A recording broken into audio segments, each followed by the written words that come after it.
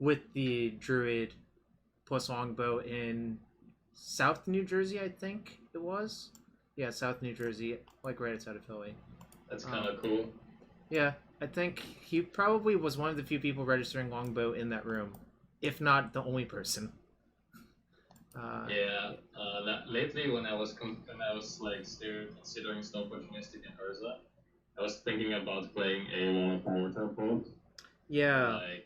Like, so you can do like an instant kill. That's not worth it. Yeah, Mortar. Equipments you could play in like build scenarios. Yeah, I mean, Mortar Pot is an insta-kill with the Urza, but I think that's mostly unnecessary. Yeah, it's not bad. Your mic is a little bit muffled, but I'm not sure if it's, Let me check.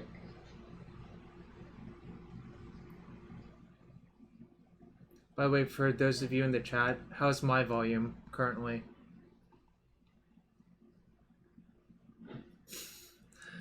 Lyserg 42, Time Sieve, big yikes.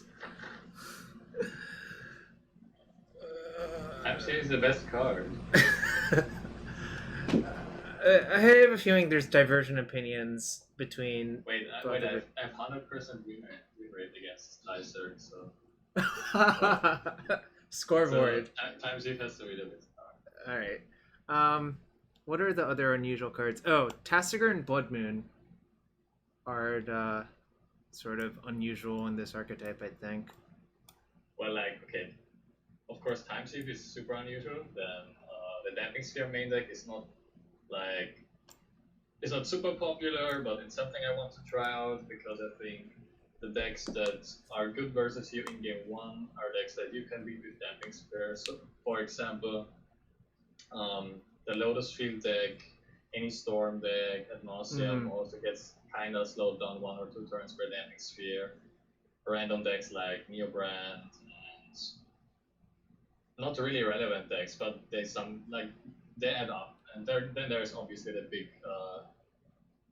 big tier 1 deck Tron, where sometimes you can get Damping Sphere on turn 2 into play with Mox Opal and Whir of Invention. Sometimes if you win the die roll and you have Engineer, you're able to get it into play 1 turn before your opponent finishes draw.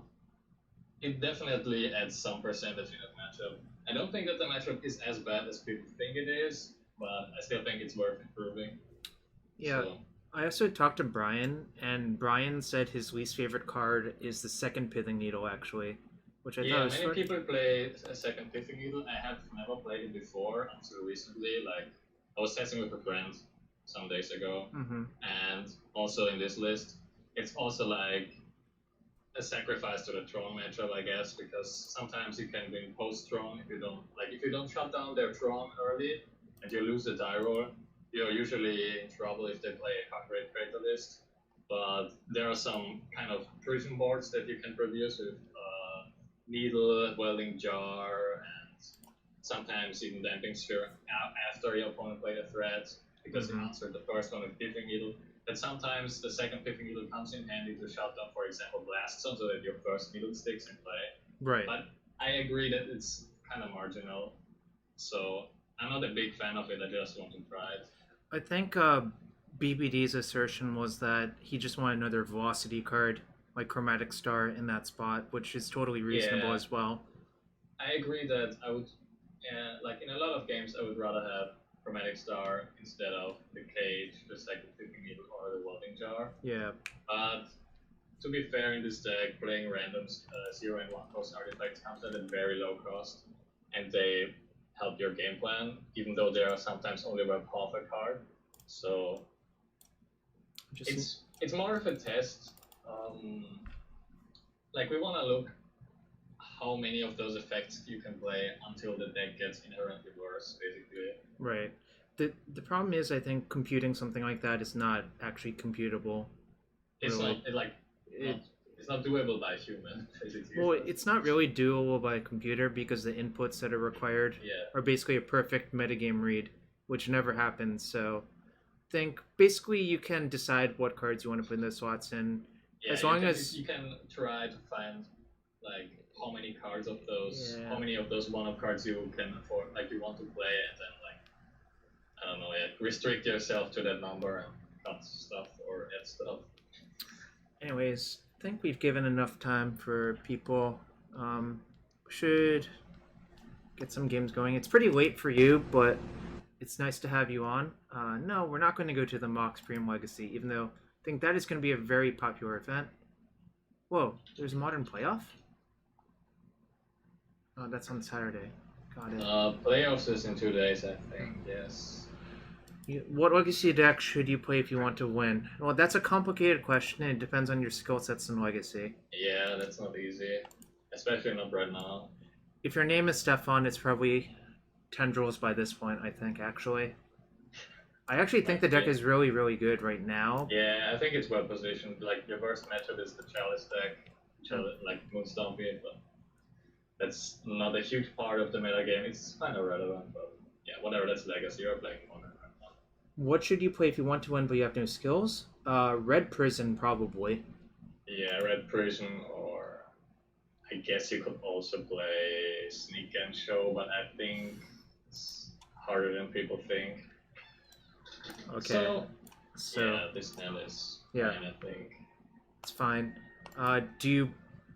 I guess you Bauble yourself, then if you don't like the card, then you shuffle, cast Astrolabe? So the main problem with this hand is that if you want the card, then you can't play Astrolabe on turn 1, so we have to, like... So should I just Astrolabe on 1 no matter what? I do think we start off Island Astrolabe here, and still play the Bauble off. Because we want to have the option to cycle it. Depending on the matchup, yeah. Depending on the matchup, exactly. And I don't think it will be that high. It has that high of a cost to lose your Bauble look here, because you're gonna probably not crack it after turn 3. This looks like a burn deck to me. Yeah. Our hand... Well, at least we won the die roll. Yeah, the question is, do we want to Damping Sphere to try to slow them down, actually? Or should I don't think that Damping Sphere is great versus Burn, but I would cycle Bauble here, because this matchup is very dependent on the first 3 turns. So I'm just gonna Bauble them. They have a Mesa on top. Okay. So now we lost our Bauble look, but I don't think that's a huge problem. Okay. So if we play Goblin Engineer, then we force them to answer it, but I don't think that's what where we want to be. I actually think... I don't really like Damping Sphere, but maybe it has more impact than Wellspring. It's either cycle this or play Damping Sphere. If you want to play around Searing Blaze is really the concern, right? Well, it's... yeah, the two, but... Maybe playing Engineer is correct, actually. I do think playing Engineer is correct. My reasoning is that if our opponent plays Eidolon of the Great Weather, then we have an active Goblin Engineer, and if they don't play it, then we just bounce their Swift Spear and they have no incremental damage source on board.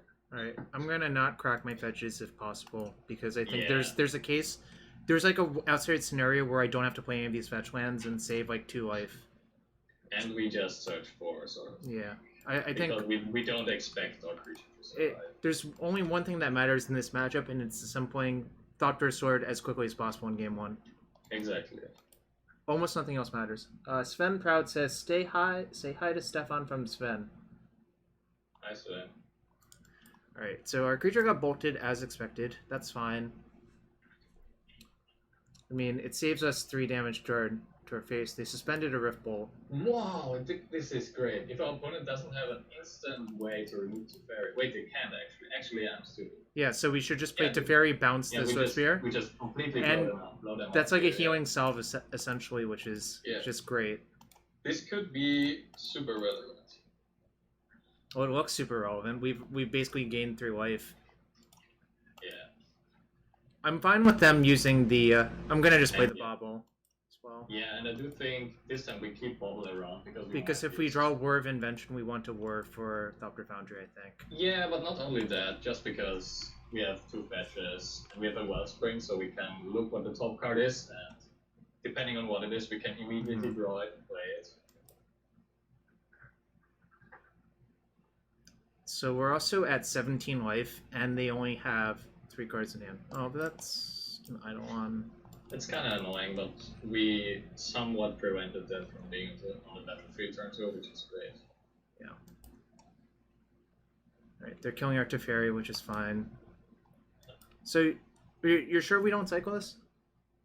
I mean, we could, but the question is, how much damage do we take by not using it right? Like, I do think that the ball fetch interaction is very important here because we're searching for a specific card that wins us the game. So. Alright, I think I'll just sit and draw a card and see. It's not a good one. That's not a great one. So we should so Bauble. Yeah, exactly. Because if it's Thopter Foundry, we just draw it. And if it's not, then, well... If it's Whir, then we just play a land and pass. Because then we draw Whir and cast it. It's Hallowed Fountain, which is... Well, yeah. We have to fetch now. Yeah. And then we sadly... I think we have to play Wellspring, but it costs us 2 damage. Yeah. It costs us 2 life, which is... kind of annoying, but... Does it matter how I tap? Not really. Not really, because we have Astrolabe. It wouldn't matter if we had one more land, right? Yeah, because then you could... Oh, that's bad. So, that's... I'm not going to play either of these, because I think our life points matter more than just playing random artifacts out. Alright, well... Yeah, I do think that if we don't draw Thopter Foundry over soon, that we're probably dying this game. I agree. This turned out to be much worse than I expected. Well, we got a good exchange. We got, like, basically the best possible exchange that one turn, right? Yeah. But it might not be enough. And this is why I think Harlan had 2 Collective Brutality. Are we just... Yeah, this sideboard actually also plays 1 Collective Brutality, but more like a... I'm at 2? Like a bridge card for so I have to draw Whir exactly? Yeah, we have to draw Whir exactly. Or maybe Urza. Well, that was really sad. Kind of unfortunate. But, you know, that can happen.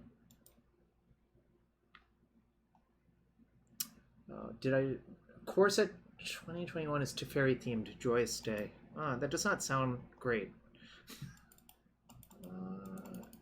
Let's see. Don't think... Is this good? Well, actually I wouldn't side out the Serum Visions, but you have a lot of cards that you can throw out that are ones. Like, Needles are definitely not great in this matchup. Yeah, Time Sieve also not great. I would even go as far as siding out Ensnaring Bridge, because I think that card helps. Is this actually good? Let us check how many slots we have. Like, we definitely want all the answers for Eidolon of the Great Arrow that we can have. So we side in a Braid, push, and all of that stuff. I think we take out both Needles, even though that lowers our artifact count, because they're just blanks, basically. Yeah. And the remaining 2 slots can be either Teferi and 1 Tezzeret, or... Well, actually, I think it's Teferi and 1 Tezzeret, but I'm not sure. Tezzeret looks slow, but it doesn't trigger Eidolon of the Great Arrow, so it's kind of fine. So you would personally... Teferi is decent on the play, definitely, so... Yeah, I think that's how I would side for it. So, pretty sure, actually. I was thinking about Tasigur, but I guess just a 4/5 for 1 mana is not actually good enough. The reason why Tasigur is in this list ever, and why you would ever put this into Urza is the jump matchup, because they can rarely remove it. It just blocks. Like, I've tested the jump matchup quite a bit, and it's kind of even, but postboard can get tough because they side in Collector Ooze, so they have so much more 2-drops that are aggressive. So you sometimes get overran by this card with the 2-drop. And Tessier kind of fills that role of a value card that can also be defensive. Makes sense. Goblin Wacky rated with 11 people, thanks. We're playing some Urza. So you don't want the second Tezzeret? I don't think that you actively want more than like 4 drops in your deck. There's like, this list isn't mapping super well versus burn. The Collective Brutality actually got added for this matchup, so it maps a little better, and then so that you don't have to side in both Deserts. Sure, because a lot of that might just be too many 4-drops. Well, this list is this hand. I mean, not list. This hand is beautiful. Yeah. So we go Astrolabe, Bauble, Opal, say go. Probably. And leave up Galvanic Blast in case we want to kill something. And then we'll see what happens, essentially, right? Yeah. Opponent's going to exactly. 6. By the way, our opponent killed us, like, on a 6-card hand on turn 5, essentially. Yeah, it was turn 5 through a Teferi that gained us more than... It gained us, like, a bunch of life, yeah. Basically. Well, that's pretty good. Yeah, now we can even decide if we end step sack Bauble or something. Because we have a land. We probably don't want to do that. Probably not. And I think one reason not to is if we draw a second Mox Opal, we can just play the Urza next turn. That's true. I'm an optimist at heart. Alright, we're probably killing that, right? Yeah, I don't think that Eidolon is the great versus our hand, so we can definitely just shoot under 1-drops. By the way, there was another Bauble on top, so I could have. We should have actually.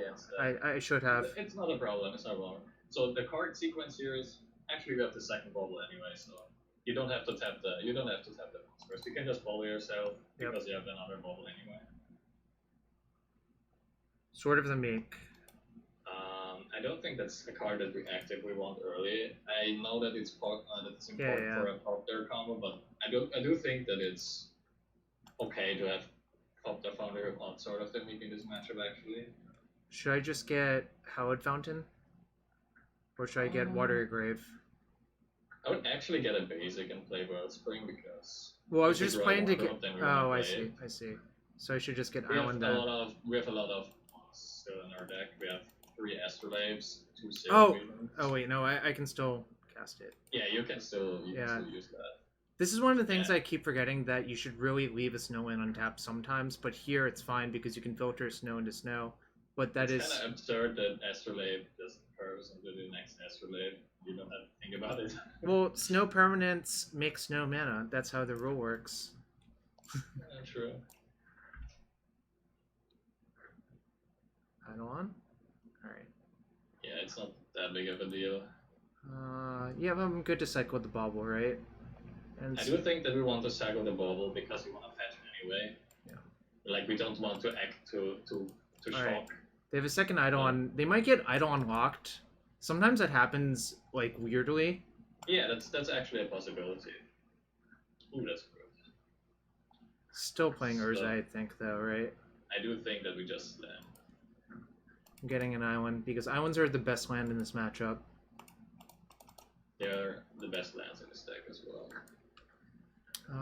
Cannot cast Teferi.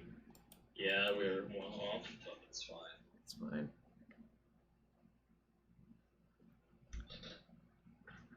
We'll see what happens. I mean, we're in a pretty good shape. Like, they're showing a second Eidolon as their draw step, which is not particularly good on this board, I think. Yeah, I don't think they would play it. I would be very surprised if they just played an Eidolon. If they played Eidolon, that probably means their hand is mostly creatures. That could be. Which is actually much better for us, I think. Alright, so their hand is Eidolon and X. Now. Yeah. So they're... Wait. So they have a bolt, probably. So I probably would not block with Urza, because the mana is very important, but I do think that we can just throw it. Yeah, I think this is the correct block. We want to block a Swift Spear and not the Eidolon. Yeah.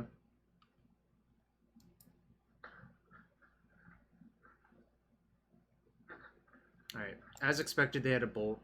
Well, that's totally fine. Yeah, it's like so clear that their last card has to be bolt there, in my opinion. Yeah. Because it doesn't really make sense otherwise. Yeah, their attack was kind of weird. Oh, so we have the combo, I think.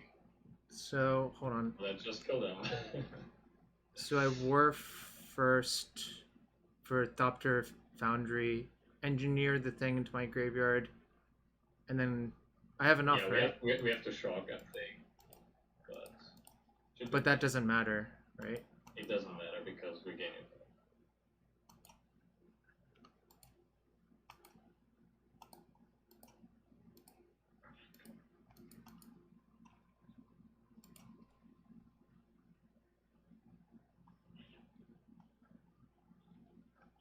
This one. Is there a card that they could have? No, because we know that they have had a lot. Oh, right. Here we go. Let's see. What's the fastest way to do this? I'll sacrifice Astrolabe. Or Wellspring, I guess. Wellspring, yeah. Not that it actually matters. Our opponent conceded. They did not make us quick like 1,000 times. That's very, very generous and nice of them. It frankly was not going to be too much to kill them because they were at like 14s. I was going to make like it's not a matchup where you're gonna time out. I'm going to make like 17 Thopters and say go, and then if they do something else on their turn, like then I'll reconsider. So we don't think that we really want to change anything in particular. Mm-hmm. Obviously, Tezzeret and Teferi become worse on the draw, but they're probably better. I don't think that's enough of a reason to side in like Psy or something. I just think that we have to leave it this way probably, and hope that we get enough interaction early game. Fair enough.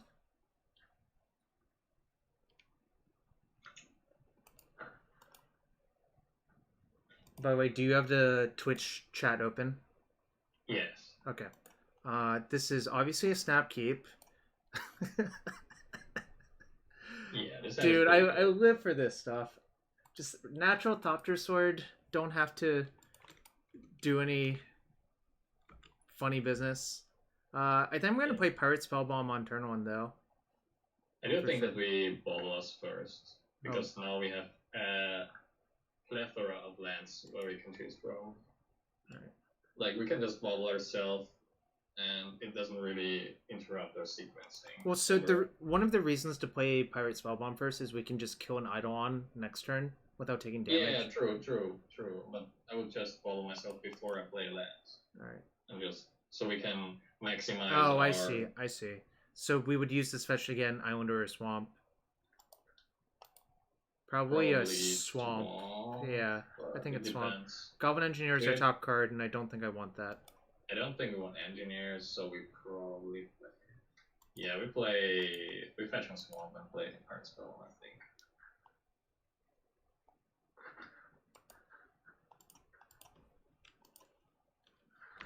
Love me a Spellbomb. This was the original Bomberman kill back forever ago.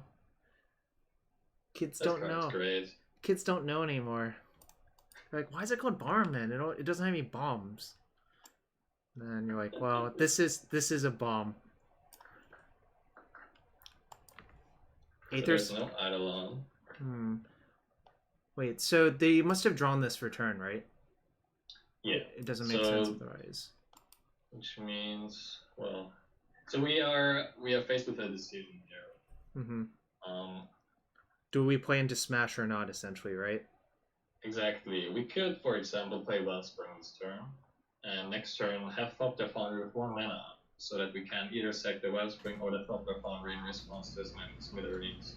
Is that better than just killing their Swift Spear? That's the question. Like, if they left up a bolt here or one.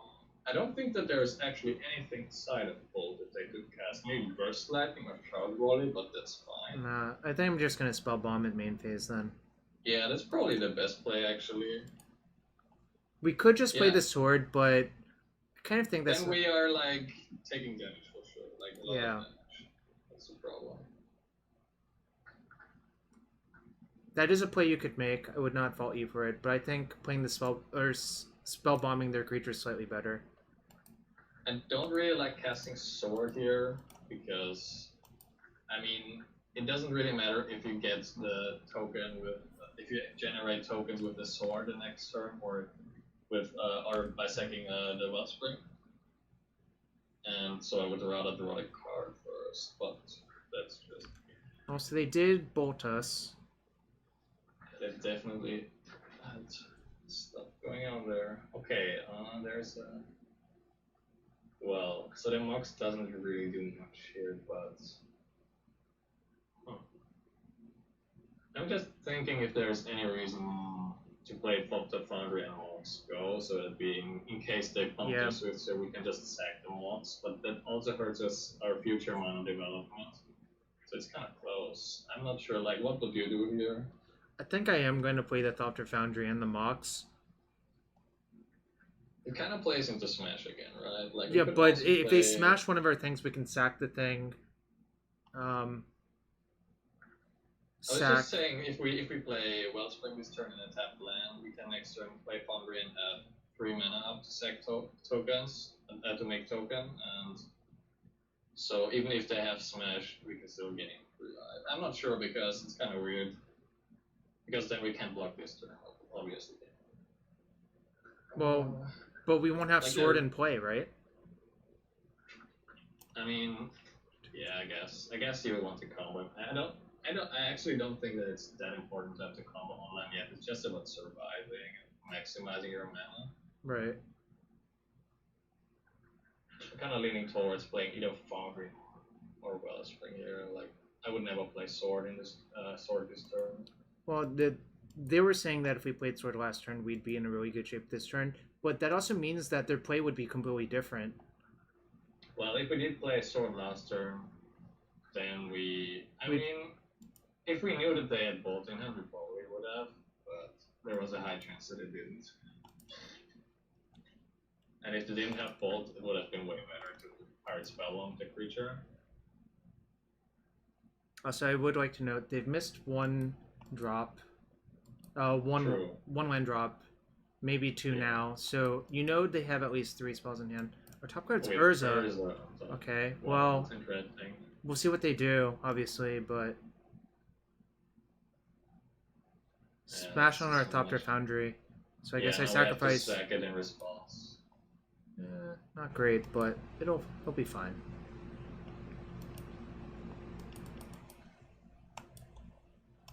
I mean, the Urza is actually we could also have blocks here, like jump blocks. Nah, I don't. It's going to produce a mana next turn, so. That's true, yeah.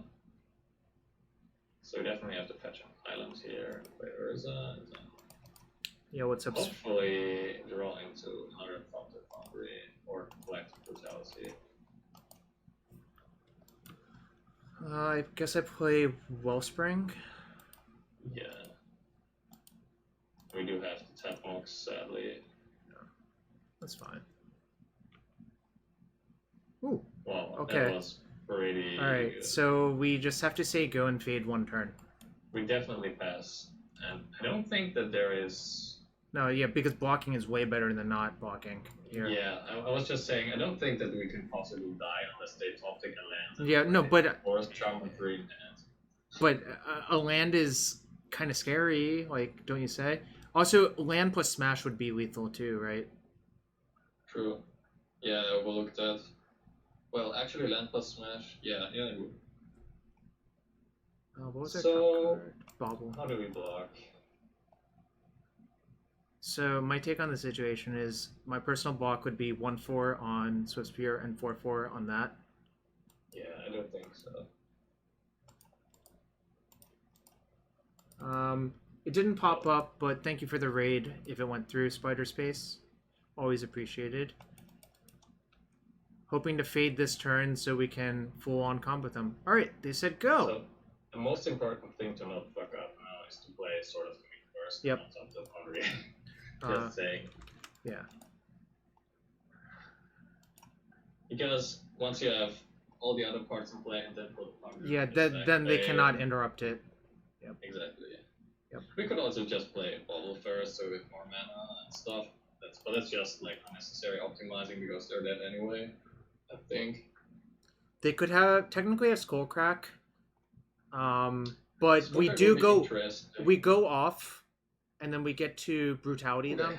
They have. Oh no! So I have to go through my deck and Brutality them. Yeah, that's gonna be. All right.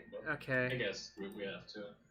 Well, wait, I could get Teferi. We have the construct. Oh, yeah, I have the construct. Never mind. We just kill them with the construct, right? Yeah, we just... I mean, you can tell them, but you can also just execute do it. Yeah, I'll just do it. I should float a mana from the sword. Yeah, I usually always click on Urza first and only float 1 mana. But that's just motor mechanics. Oh, I see. Like if you have exactly enough mana for the Foundry, if you have exactly 1 mana in your mana pool, then it just goes faster. Then you don't have to click on your mana. Our opponent conceded because they realized they were going to die to construct. It really doesn't take that long when you have the construct that's going to one-shot them. Yeah, exactly. We just were Alright. Like 12 dollars or something. So 1-0. I don't think our matchup versus Burn is that bad, but I also don't think it's that great. It just seems like high variance, really. It's pretty close and also die roll dependent. That's why I think Collective Brutality is maybe needed. Yeah. But I don't really like Collective Brutality as a card in almost other matchups. That's why I kind of...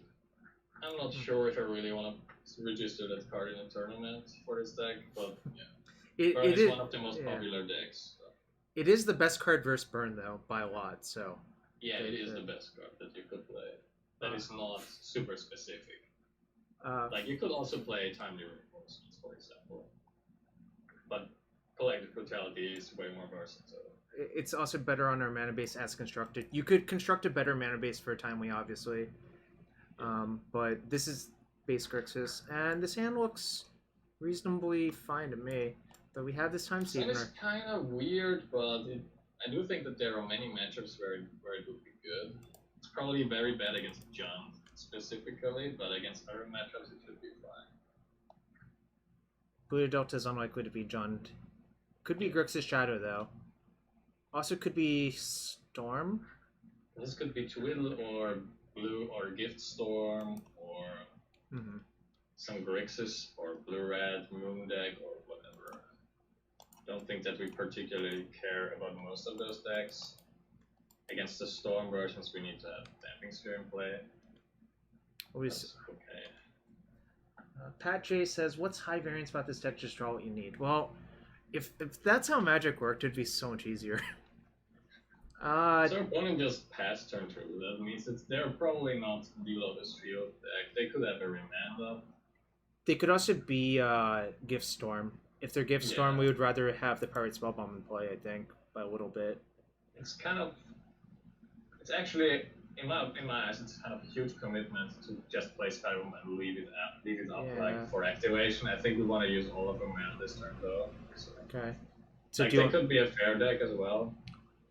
Do you want to play Sword or Astrolabe then? I will play the cards this cycle, so we have more options later. That's fair.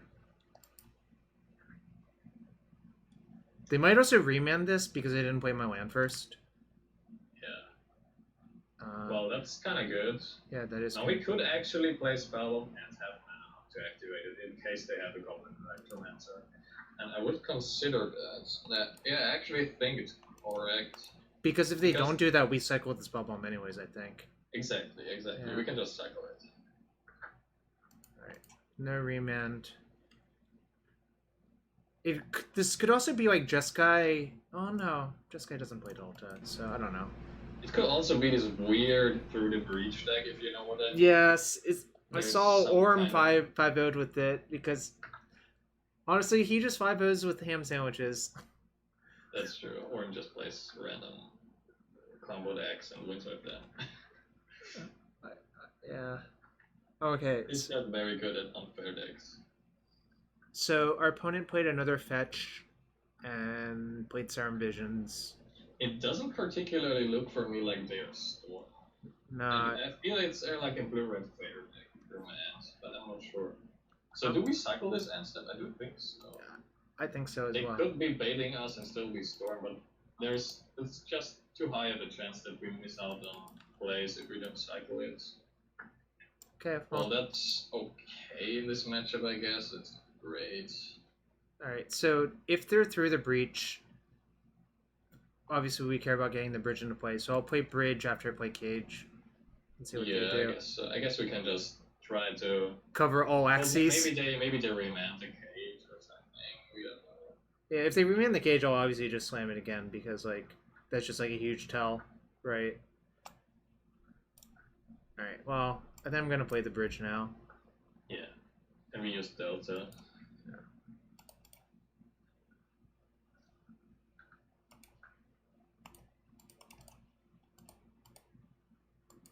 Also, a thing not to forget, even though Time Sieve is like super awkward when you draw it. Ah, so they had the remand. So they could be Breach. Well, I guess, yeah. They're opting upkeep. Why would you want? Oh, because of Serum Visions. They didn't want the card anymore. Right. So that actually does make sense. I guess we just replay, but we play a land first. I play a land because of Spell Pierce, yeah. Exactly, yeah. Okay.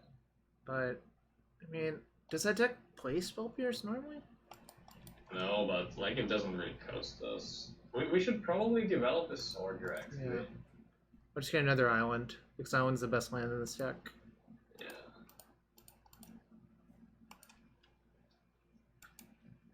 I don't really know what's going on. This is like, it's probably Breach, honestly, based on how this game's played out.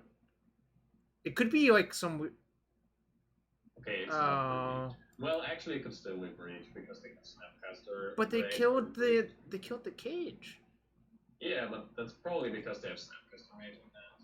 Alright, fair. So they can still destroy something else. So Engineer is not great here.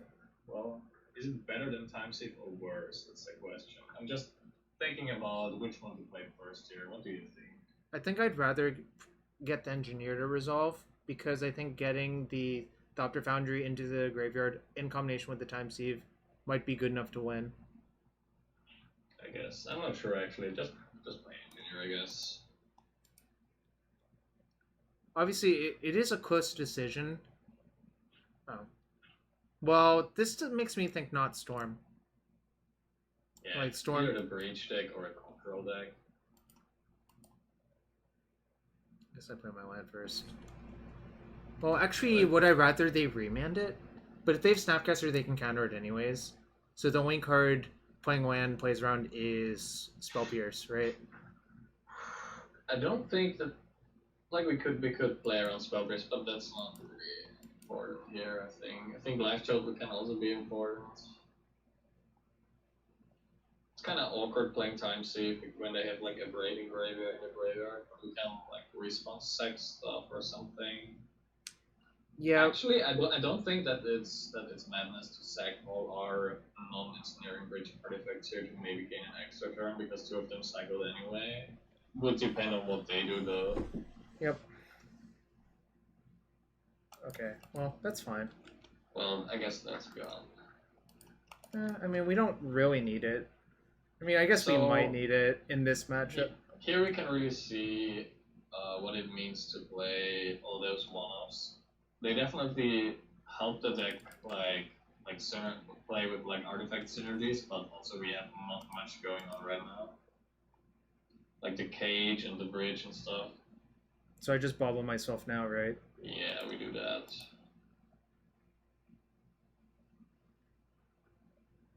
Hopefully get a Whir or something. Urza. Well, that's a card that we definitely want. So I just play my land, say go, right? Yeah, I'm just thinking about if there is any reason to not play the land. So the reason to not play the land is to bluff having Whir for Welding Jar, but I don't think that's worth it. I think our opponent will just go for whatever they have, no matter what. Yeah, and also we can take an Emrakul hit because we are at 18. I would just end up sacking like, I don't know, a bunch of stuff, I guess. I guess I would prioritize sacrificing the artifacts, because that way the construct token is a 1/1 and gets the sword back. So they're gonna snap a braid on our bridge.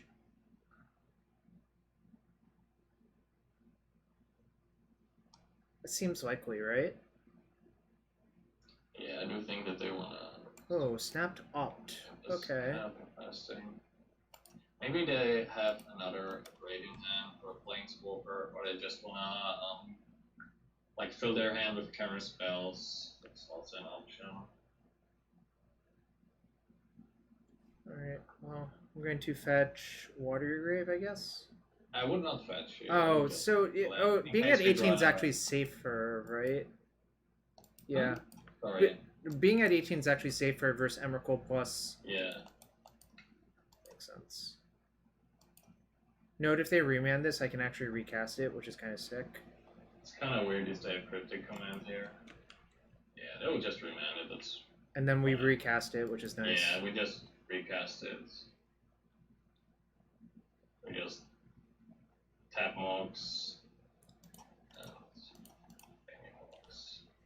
I love tapping Mox and playing another Mox. Feels like cheating.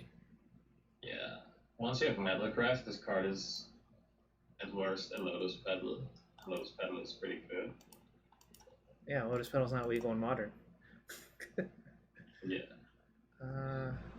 We could get Mountain here, but I don't think it really matters. I'll just get the Mountain. It doesn't actually... We have so much blue mana if Urza results anyways. It seems like it's going to now, right? Like, because what can they have for that casting cost? I think Urza just resolves and we just activate it, I guess. Yeah. Because if I hit... Thopter Foundry, then we win probably if they don't have a counter.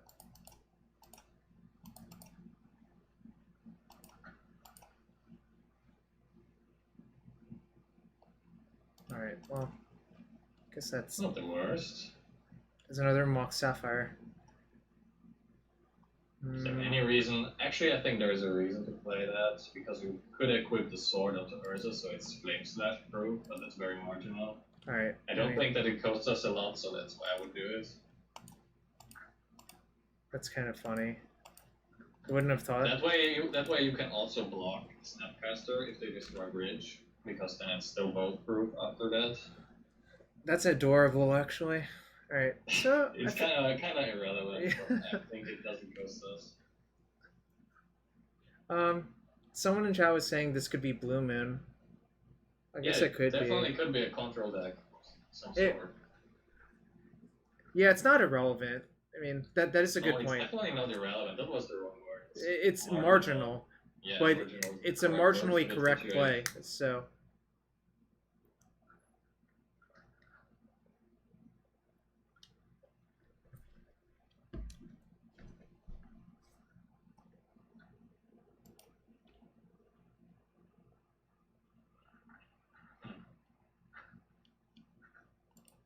The weird thing is that we still don't know if they... Okay, so... Well, it's not Breach then. That makes us think that they are probably not the Emrakul deck, so they are basically blue momenting the ice, right?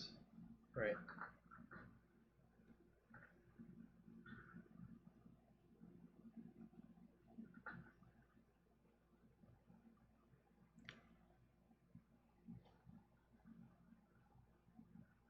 Bolt's targeting Urza. Yeah, I guess they will just double bolt it, which is kind of sad, but what can you do? Yeah, I mean, we force them to use a bunch of resources. The big problem about the situation is that they will turn orders. I know. This is such good synergy for them. Yeah.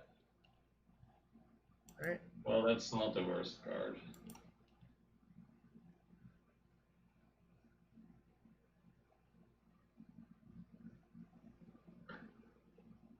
Force of negation it, flip their things. That would actually be pretty good for them, I think. That would be so good. But okay. That's actually okay. That's actually super good. Yeah, I'm gonna bottom the Pithing Needle, I think, though. Yeah, I would bottom both, and then I would think about if we either pop the spell on this turn already or just leave it up. The problem about leaving up is that they have two Snapcaster Mages, so they can respond to the activation, and that way we could also get rid of the Embrace. I'm not sure what's correct here actually, but it's... My gut is telling me to just main base this. Yeah, we could also just draw a card that's good, like... Yeah, that's the other thing about it. Spellbomb was actually a super good draw there. Oh! The crowd goes wild! We definitely play that out and just activate it, I guess, even though it will get bounced next turn. Yeah, that's fine. I mean, if it gets bounced, then we just remake the construct next turn. Yeah. And if we hit Thopter Foundry, well, they're like... Probably. I'm going to tap the construct. Yeah, because it gets bounced anyway. Shinado, thank you for the follow. We can re-equip for free, that's true.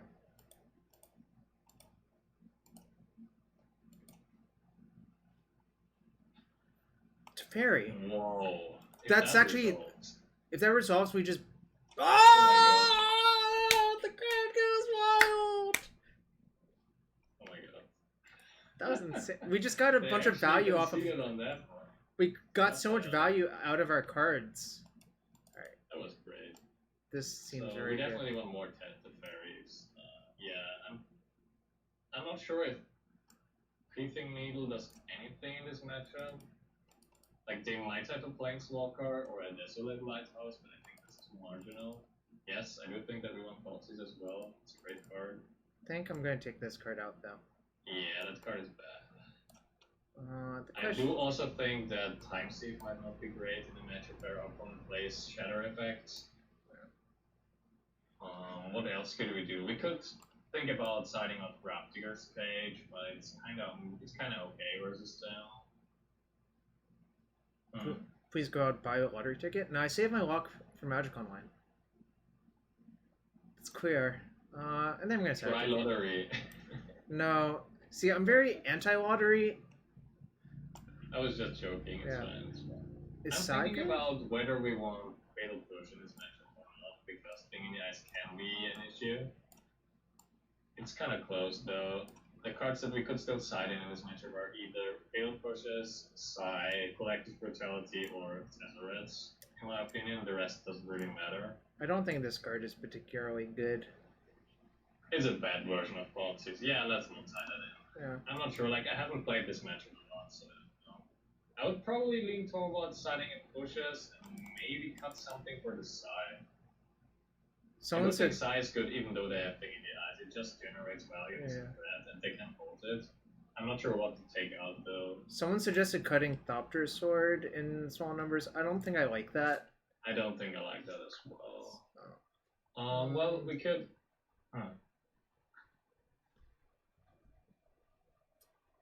We could side up one sword of the Meek, because they don't have... Well, they have Force of Negation. It's kind of close. Yeah, but, I mean, it's pretty easy. It will not come up that much, I guess. Yeah. It's kind of close, but yeah, let's side up one sword. Man, Urza is just such a fun card. Yeah, it kind of carries the deck a lot when you... Like, we flooded a lot this game, and a lot of, like... And then we had like 15 mana or something. Effect, and yeah, then we had a ton of mana and just activated it a bunch of times in one. This looks good enough to me. This is pretty good. I agree. So the question part of this hand is... Do we play around Blood Moon? Yeah, that as well. But when do we cast Thoughtseize is interesting to me. Well, with the Serum Visions, I kind of want to cast it after the Serum Visions has worn off. But they bought them both, so I don't know now. We could Thoughtseize to prevent a Thing in the Eyes, but I'm actually not sure here. Usually it's easier, but... I think I'm going to do that, getting Watery Grave. Mostly because I want to know what to do with the Serum Visions. We could also get small. If you want to fetch Watery Grave, don't we just fetch with Scalding Tarn? Well, what if I want to get Basic... Oh, I guess... Yeah, Basic Mountain will not be that relevant. Okay. Yeah. Alright. I think actually having the option to still fetch small after Watery Grave is important. That's fair. But yeah, I think Watery Grave Gods is probably among the best plays here. If it's wrong, it's not wrong by too much. Yeah, exactly. It could also be Swamp Gods, I'm not sure. It's one of those. Yeah, agreed. And we were able to take it. Ooh, a Crackling Drake. Yeah, it's actually close between Thing in the Eyes and other cards here. We definitely don't want to take the Crackling Drake. One of the other two, like not top, it's either Thing or Force of Negation, I think, actually. I think I'm actually going to take the Force of Negation with the plan of playing Bridge. Yeah, it could be that. Yeah, I probably would do that as well, yeah. I think so. So the other thing is, then you're pretty much safe to play your Thopter Foundry next turn, so you could like just Mize a win as well. Yeah, we could also just curve Foundry into Bridge, Mox, Serum Visions. Yep. That's probably what we want to do. Or we could draw another Thopter Foundry. Yeah, we could have spare Foundries for days as well, I guess. That's not like actually the worst, but It's not. No, it's okay, but it's not. That's not the best card to have redundant copies of. Kind of wonder if I'd left them with the force if they would force our Foundry. I'm not sure. That's actually a very interesting consideration. Maybe that was the correct play, but it also depends a lot on the level of your opponent and what they think of the matchup. You can't really know that. I haven't considered that actually. Well, they play Relic and they decided it's probably for Tarmogoyfs or something. So I think I'm gonna play Bridge, Mox, Visions. I'm gonna just fetch basic. Yeah, I think this turn is pretty straightforward. Well, the question is which land do I get with this? Probably. So it's either Hallowed Fountain or Island, right? I think. I don't think it's one. So we're not scared of Blood Moon anymore because they have 2 steam vents, right? Yeah. Also, I think they must have sided out. I wouldn't bet on it, but it's more likely that they sided out. That they sided it out than that they kept it. I mean, so. I guess we just take 3 from Held. It's actually close. We could also take Island because we have Mox anyway. And there's only 2 white cards in our deck left. And Lifeless could matter. It's kind of close to me. Alright, I'll get Island, but I'm not sure. Yeah, I'm also not sure. I would get Island, I think. I don't think they are so likely to destroy our Mox. Or force the Mox. Yeah, I guess we're happier if they're forcing the Mox instead of our Bridge. So that doesn't actually make a lot of sense, right? Well, they probably won't have a counter here after Bridge resolved already. Could be. That's kind of interesting. How many Astrolabes do I keep? I think we keep both because they're basically 3 Thopters. Oh, fair point. That actually makes sense. Right. Yeah, it's not a tempo play like we're just turtling around next turn, but it's 3 Thopters, so funny interaction is this works well with Crackling Drake actually. Oh yeah, I didn't see that. I guess that's relevant. It is because like this is bad with your Snapcasters, but it's good with your Drake. So I don't know. I do think that they just play Relic because it's greater than Tarmogoyf or like Jump. Yeah. So one thing to note about Relic in this matchup, it's really hard to cack a Sword of the Meek with Relic. Like I don't think it's that easy to do that. So they probably just did that because it's worse or it's better than their other cards that they perceive as bad. Yeah, I think so too. So now we are just turtling around, playing random Astrolabes. They do get to bounce their Snapcaster, which is kind of that's good value for them. It doesn't really matter for us right now. Whir of Invention. So there's the question: do we play around another Pulse of Negation? So the way to do that would be to wait until their end step to War, right? Yeah, in case they play Crackling Break next. Yeah. So. I'm not sure. Don't play the Steam. Let's play them because we have Astrolabe anyway, so we don't want to take unnecessary damage. Yep.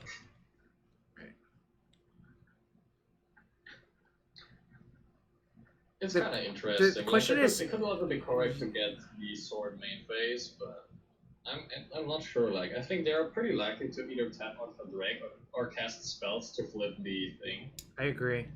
I think one of 2 things is going to happen. Either they're going to kill our Bridge.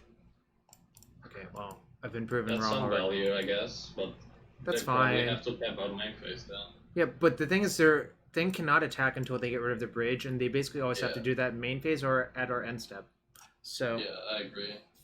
It's kind of weird that they didn't attack first. We had regarded in that. This has Defender. They didn't want to lose the Snapcaster to a token, I think. Oh yeah. Probably. That's what happened. Okay, so they're cast... they're just passing. That's interesting. I'm not sure if we want to actually play Whir of Invention. We could just sit on it because we know that they are not like a combo deck. We could just wait. No, we only have 1 Sword of the Meek in our deck, so if we draw it and it gets forced, it's actually not the best for us. Yeah, well, in that case, we just play Whir of Invention first. The other thing I could do is just start sackling Astrolabes to make Thopters because they've already flipped their thing and start pressuring them. But they have a Crackling Drake. Did you have a Crackling Drake that they could play at any point to just... I would just wait. I mean, we could sack one and like kind of try to bait them into playing the Crackling Drake that way. That's kind of interesting. Okay. I don't know if that actually makes them play the Drake, but it's a consideration. Yeah, if I do it to 2, I think it does make them play the Drake for what it's worth. But that costs a lot of artifacts for Whir, you know? Like, that's... Like, if you sack 2, you have 2 Thopters, you sack 2... Well, I guess you might even want to sack 2. I'm not sure. I'm gonna sack 2, but I'm not sure about it either. It's fine, I guess. Couldn't be too wrong. Oh, that's actually... That's pretty good, actually. Yeah. So we just have to get through one counter spell, and then we just have Thopter Sword in play and win. So I'm gonna play the Jar. Yeah. And the question is, do I play the Steam Vents untapped? I do think we played tapped still, but I'm not sure. I don't think that we get punished by... Oh, they could have Mana Leak. I guess we should. Shouldn't be that much of a commitment to lose life here. Yeah. I just wanted to stay, I don't know, at an as high life total as possible. Like, it's never that bad to do that. So we're definitely playing Crackling Drake here. Do we respond to the trigger or the cast, or do we just wait for end step still? Well, there's not many sorcery speed things that you could have that punishes warring, so I think I'm supposed to war with the trigger on the stack. Yeah. They could also just... Yeah, they could just draw something. We have to try it, I think. Oh, I'm casting a war for 3, but that's actually whatever, it's identical. Yeah, it doesn't really matter in spots. Okay. It's a rematch, so we don't care. So I guess I'm going to just try to jam it on my turn, and if they force it, whatever, that's fine. Yeah. Then there's actually something very interesting that happens here. If we work for 1 less and had a Thopter that wasn't attacking, we could work again instead to play around with hands, but I wasn't thinking about that at all. I wasn't either, so... Yeah. Well, I guess we just tap. So, now we can't really play around Force of Negation anymore. No, so I'm not going to. Plus, it does cost them 2 cards to do it, so it's... Alright. Nice. Well, I guess we just make some buffers. Will we play around surgical, yeah. So the question is how... leave up 1. Yeah, the question is, do I leave up 2 to play around 2 surgicals? Huh. Don't think so. I would try to wait. Well, it doesn't really matter. I was just saying that we shouldn't have the Mox as our last mana source on tap because they can destroy and respawn surgical sometimes. Like if they have 2 artifact removal spells, sometimes that matters, but it's very no. I'm supposed to tap this like first then in this scenario. Yeah, in this scenario. Well, we don't care about that. We don't have Time Sieve in our deck, but that's okay. I guess this is just gonna have to go all the way. Or we could draw Urza. This was a weird game. They just had like 2 permission spells and not much else.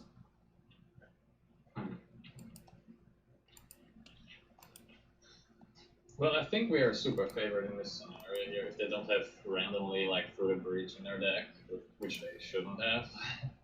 I mean, we still have the bridge plus Welding Jar, right? Yeah, and I do actually think... we would protect the bridge if they want to try to destroy it, because we have redundant Thopter Foundries. Yeah, pretty sure. The only problem is if they actually have Surgical and Surgical or Foundry. Yeah, we should definitely play the Foundry next turn as the redundant copy. Agreed, for the exact reason we just listed. Also interesting is if we start attacking next turn, I think so too, because they go to 7 and then we could maybe crash through with actually a 2-turn clock here.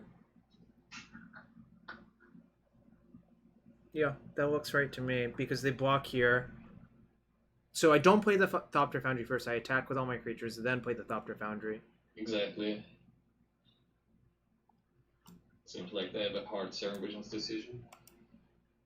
Or they're just like bemoaning how dead they are. Well, I guess if they're bemoaning how dead they are, they should just snap bottom both. So. Probably. I'm not sure if they have any card that saves them in this scenario. Shatterstorm. Like there are cards that Shatterstorm is the canonical one. Remember when people played that? Like, yeah, they could also have Shattering Spree next turn or something, and maybe get out of it. The Shatterstorm is cards that people play nowadays. Yeah, I mean, if you really wanted to beat this deck as a blue deck, Shatterstorm is, I think, definitely the go-to card. Yeah, I guess counters plus mass artifact removal is probably good enough. Have a medicine. Yeah. Fortunately, no one does it. I mean, that was the plan for Phoenix postboard versus Warpers, and I think towards the end of that, it actually got pretty good for Phoenix. Yeah. Before people started playing Shatterstorm, it was horrible for that. Yeah, I agree. Right. So we just attack and then develop stuff. This is pretty straightforward by this point. This is not the hard part of the game. Definitely not. The hardest part about this deck is probably just sequencing all your stuff. Yeah. Because you don't have your cards are not super homogeneous, if you know what I mean. It's like they have very, very different power levels, is what you mean. Exactly, yeah. I agree. And also, like, there are situations where cards of your deck are just blank artifacts with no text. Like if you have Welding Jar against blue whites, just 0 mana, do nothing. But it's still an artifact, so that's what a deck can play it. It's still a Mox Sapphire sometimes too. That's true. I guess it so doesn't. I think in this scenario we would want to leave up actually like 3 mana even. Yep. Because they're dead. We can play around surgical with around snap surgical with 2, and the third one is a chump block in case they Hercules recall us or something. Actually Hercules recall. We cannot play around Hercules recall because it bounces to everything else. But in case they somehow wipe our creatures or something. That's what I meant. They could have like Chain Reaction or some weird card. I don't know. Well, so currently we make one more. Wait, actually, maybe we should go for lethal. So one Thopter can't attack because it has a sword. Well, we can always sack the sword, so it can still attack, I guess. So we have 6, 7. I guess we could do it an additional time. Just to have lethal, because this is lethal if they don't have a bolt. Right? We can just pre-combat sack sword and attack with. Am I supposed to play around Bolt then? Probably not. So the question is, how much do we lose by playing around Bolt? And I don't think we lose much. They're probably gonna cryptic command or us anyways. That actually makes sense. We just have to try. Right. Wow, that's good. So I sacked the sword. Yeah, exactly. That's what I would do. Yeah. We sack sword, then we attack.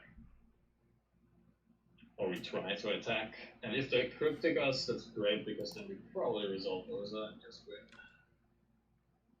That looks pretty good to me from over here. Everything's turning up Millhouse.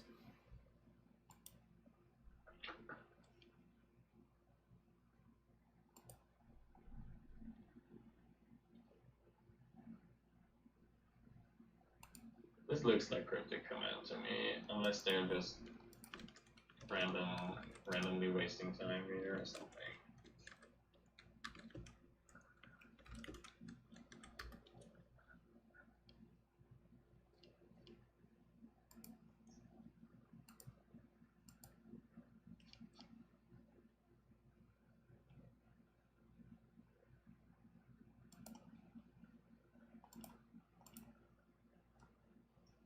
Maybe they're thinking about what they should do with Cryptic.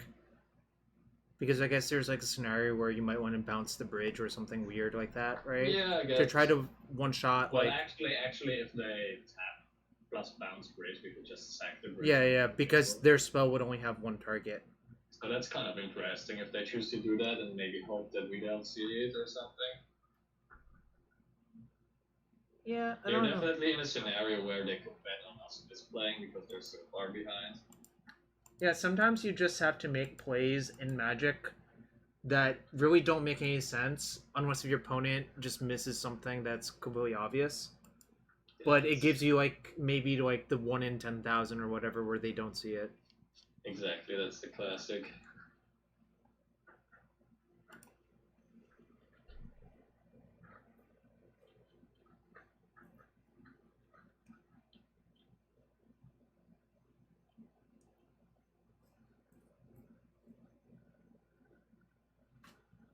Have you played this deck in a Modern Challenge or like an MCQ online or whatever? Oh no, not yet, not yet. But I will play that Saturday and look at the Modern players, I think. Okay, yeah. Probably not this exact list, but something similar. Yeah. You can technically play the Sunday MCQ because it's switched over to PTQ. We're back to that term. They did? Yeah, the Sunday one on Magic Online switches to PT1 2020. Well, that's great. But it's the same time as the Legacy Playoff, which you've already qualified for. Okay, that's good to hear. Thank you. I didn't know that. His opponent's deck interesting? I don't know. It looks like blue-red control. My opinion on our opponent's deck is that it's a try to make blue-red fair cards work in Modern again, with the reasoning of that they just banned 2 of the most unfair cards in Modern. And I think this deck is obviously better than before, but I don't think that it's good enough. So it could be like, I don't know, some metagame choice or something in the near future, but I don't think it's what you want to play right now, unless you just want to have fun against, because the deck is definitely fun. Like blue-red, Snapcaster, Remand stuff. Wait, right. That's interesting. So they realized that they couldn't bounce one permanent. So they're going after their snap, which actually makes sense because then they get to fog again next turn. Yeah. We should just say okay to that and play Urza next second main phase and hopefully win the game. Well, for 3 mana, it's not like... They could have remand. Yeah, it's fair. But I'm not going to not play it. Yeah, exactly. We just slam Urza. It's kind of funny that we somehow just don't have enough mana to play it double this turn, because we choose to play around Surgical and stuff. Yeah, but whatever. Yeah, yes. It's fine. Maybe we should not have sacked the sword and thought about this more. I just went to combat and hoped they cryptic first or something. Might have been correct, but honestly I wasn't thinking enough about this, because I think we are like, it's this bad habit where you think you're so far ahead that it doesn't matter if you make some slight slip-ups. I wasn't really paying attention to the last turn of the game. Yeah, so this is a good lesson to other people, whereas you might be able to deduce they have exactly all these cards, but even if you like slightly mess up like this, I don't think you should beat yourself over it, because there's just like way too many combinations of cards they could have. I think beating yourself... I'm definitely not mad about myself. Yeah. About it, but I know I should, like, if this was an important tournament, I know that it would have been kind of annoying to overlook that. So. Should I make one more token or just play around double Surgical now? I think we play around as much as we can do, because why not? Now we have even one more token. Well, that's not bad. We definitely can trigger Revolt. You don't say. There's so many ways. Now it's nice that I don't have to like sack my sword pre-combat, so it can jam Urza twice. Unfortunately, they could just double Cryptic Command this turn. It's kind of funny because if they have to snap Cryptic, that costs almost all of their mana, and then we probably win. We have Teferi. We took out the Time Sieve, so we could just like end up with Teferi and... Yeah, I wouldn't waste too much time comboing this game. I would just get to a Teferi, I guess. Yeah, just make some Thopters, get us out of, I don't know, Bolt plus attack or anchor something. By the way, they used a Cryptic from their hand, which means their plan is to snap Remand.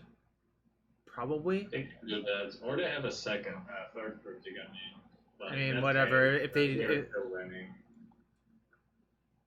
Unless they double Shadow Bridge, and like unless they have. Wow. Okay. Yeah, well, that sucks, but it doesn't really matter. Also, if they double Shatter Bridge, we just kill the Crackling Drake, right? Yeah. We can also kill it right now, actually. I don't think that we have to. I don't think that we have to either. Yeah, now we just leave up 2 again. Mm-hmm. Should probably have even left up 3 because of Fatal Push, but yeah. So they have Snapcaster and 6 unknowns. This is a weird game. Actually, it's not that weird. Well, they're just... Well, it's... I don't really want to say that, but it's basically, for them, it's a fight against windmills. It's like, they're trying to beat the impossible. Oh, so they're Don Quixote, is what you're saying.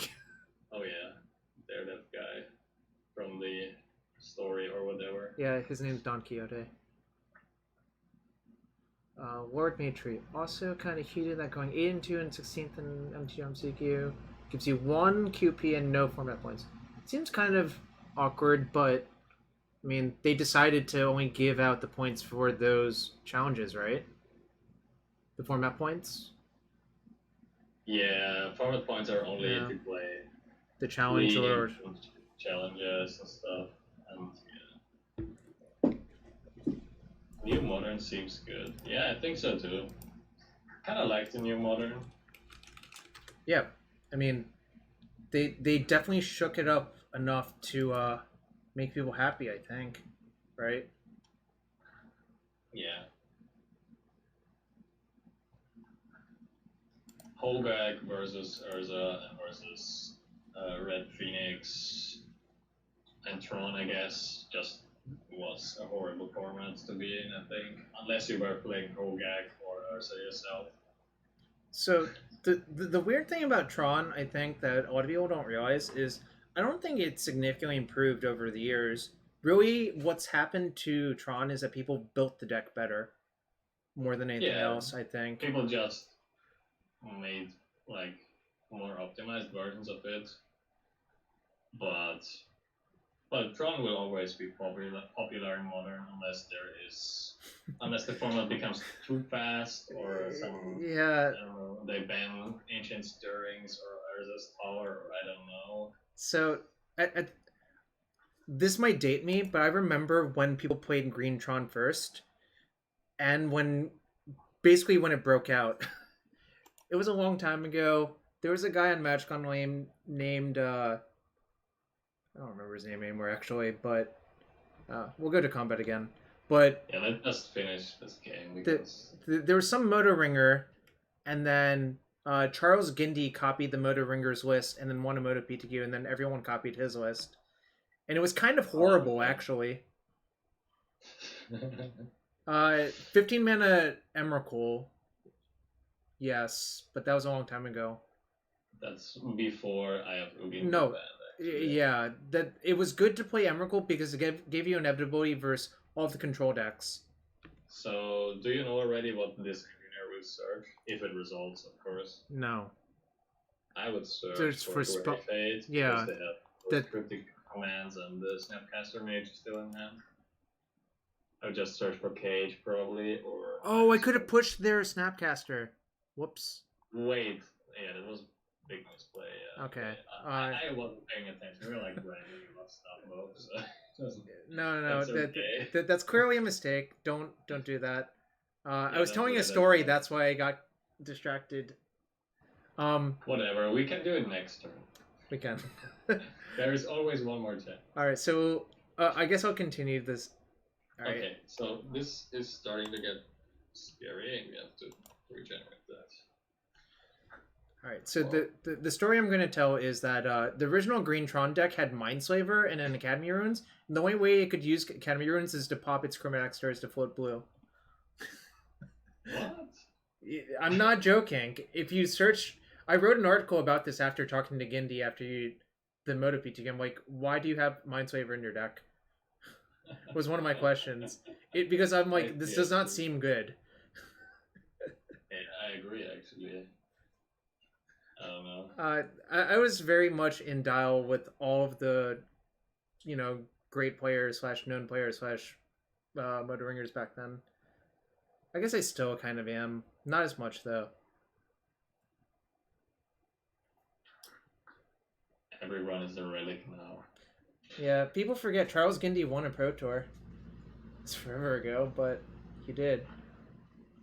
It was probably way before my time. Yeah. One person in this chat... Relic. Speaking of relics, but probably doesn't matter. Yeah, I'm going to just see if I can get them to pop their relic randomly. Oh, you wanna outplay them by... Oh yeah, we're just... Offers, yes. No, I was thinking about something very, very strange. I wouldn't do that. Alright, so we have another ringer in the chat. We have a Stuart Wright, aka Stee. Yes, I remember. Sam, someone told me a story that you took damage from a Llanowar Waste when your opponent had Urborg play that Pro Tour.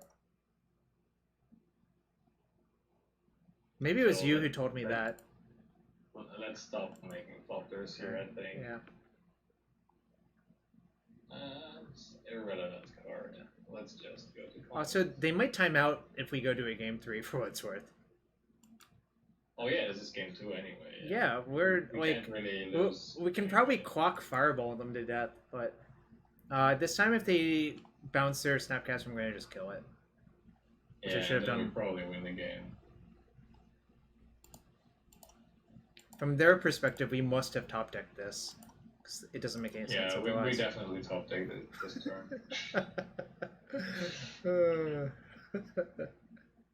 Alright, they conceded. Nice.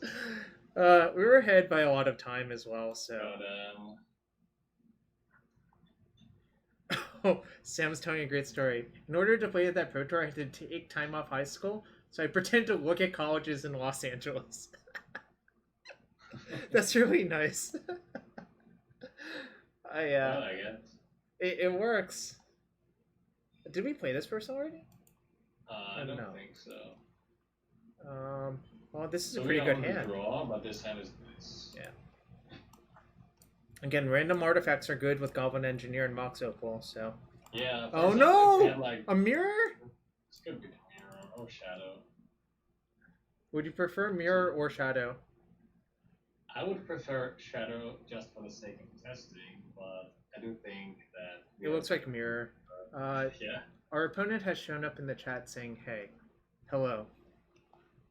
Hi. No problem, we were rambling the whole time. We were actually rambling the entire time. So play the Scalding Tarn, I think, because we want to fetch basic swamp next. Well, actually it doesn't matter, it's the mirror. Just fetch any land. I guess I'll just play my Mox out just in case. Yeah, we don't have Psy in our main deck, so we can't play Mox. Like the only reason to keep the Mox is to hide that we have it, but it doesn't really matter in the mirror. Alright, so this definitely looks like a mirror match to me. There's a lot of tells. Scalding Tarn and Mishra's Bauble are the big tells that it's a mirror. So I guess, do you want to play Goblin Engineer for Sword of the Meek, or do you want to play Thopter Foundry? I do think playing Foundry first is correct. Okay. But, well, let's take a second here. Yeah, I think playing Foundry here is correct. Yeah. So the reason is that at first it's an artifact that makes Metalcraft. The other way we have a burst turn 3 maybe in case we draw Urza. And the second reason is that we don't want to expose ourselves to an opposing Spellbomb. Interesting. So they're probably going to bounce their Astrolabe, right? Yeah, I'm pretty sure they're going to do that. It's just good queen value. Sam, I think Goblin Engineer is just much better in this version. Oh, they targeted our Thopter Foundry. Well, wait. Do we sacrifice it? I was thinking about that. I think we should. Because we have yeah. down copy, right? Yeah. It's kind of weird. Yeah, but like, I think this is the correct. drawing and it also kills the Teferi, so Yep. great, right? Why do they do that? I would bounce the Astrolabe. Yeah, exactly. And then give us the decision of whether we should sacrifice our Thopter Foundry to kill their Teferi. Yeah.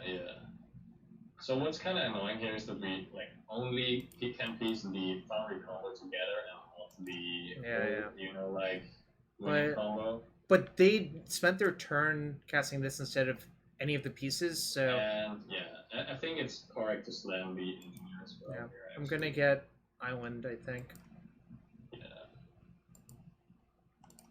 That was a kind of bizarre play for our opponent, but.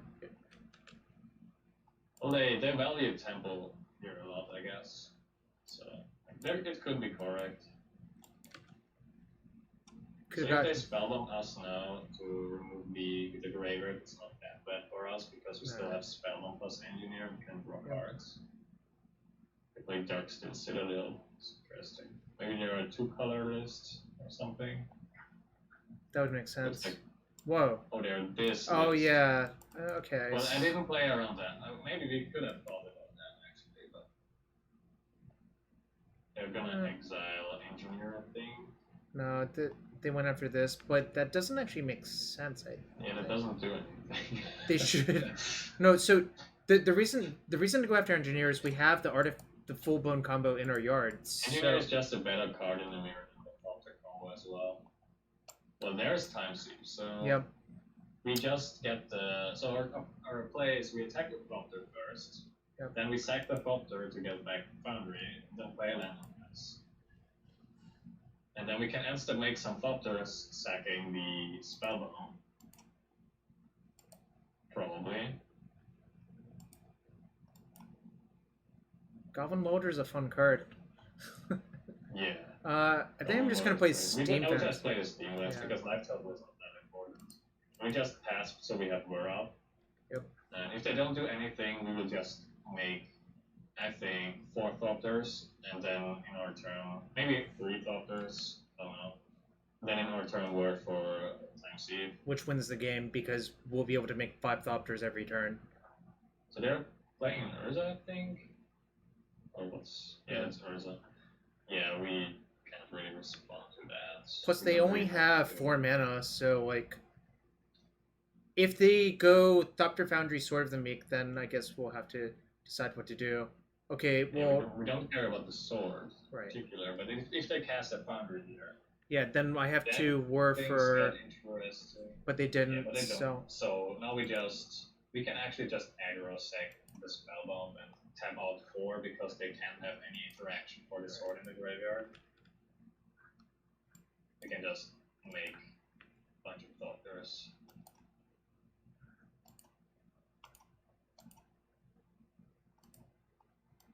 And it would be interesting to see if our opponent concedes to the Time Sieve combo, because maybe our opponent thinks Time Sieve is bad and we won't concede because they are outraged. So I should Whir for Time Sieve.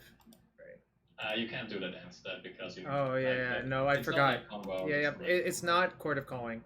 It would be so good if it would. Yeah, it would be. So we can actually play Astrolabe first even here because it's mana neutral, but we should play with the Swamp in case we, I don't know, for some reason. Yeah. Okay, so now we.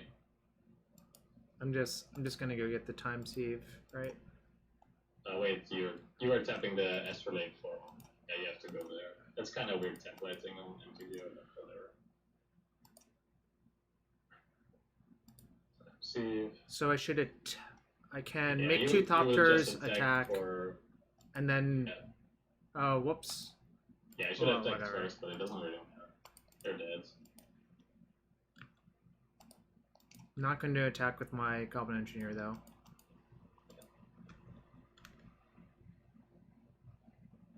And it won't even take. Like, we can even sack the Astrolabe to speed up the clock, like to kill them. All right, our opponent conceded, so we didn't have to. Nice. It wouldn't actually take that long. I think it would be lethal within 2 turns. But some people just don't concede to stuff like that because it's a meme combo kind of like it looks like.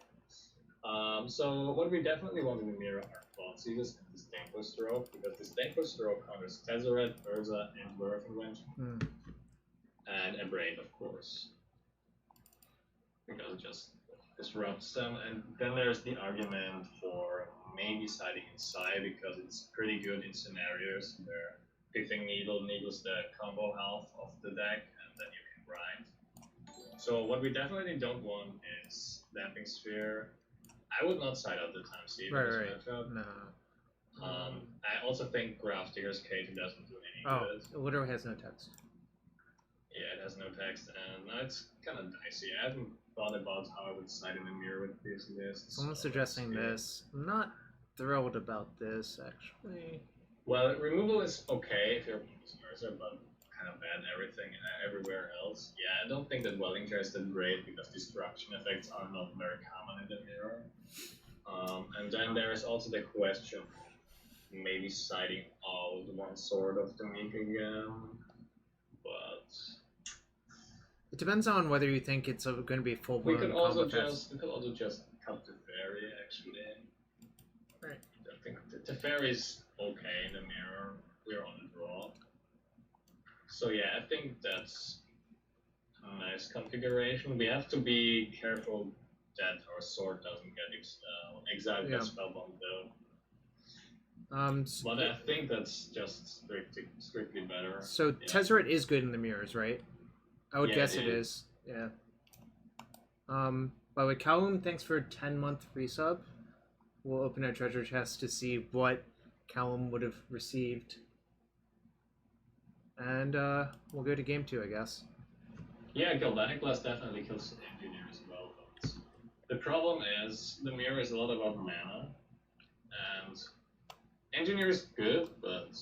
So I think this is actually a keep. Yeah, this end is insane. And our opponent... It's like a really good end. Yeah, it's not insane. If you had a Bauble instead, I don't know, something, then it would be insane. But it's very close to the nut draw if you draw lands.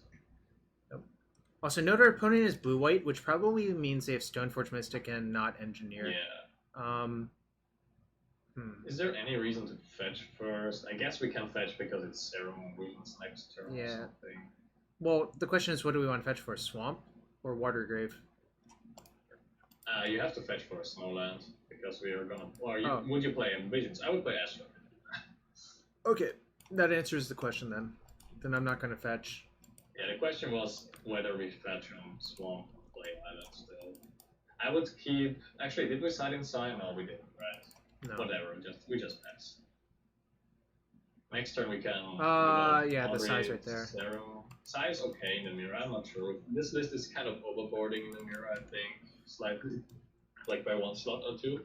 I think that's fine to do that this week, actually. Because it just literally won the Open, right?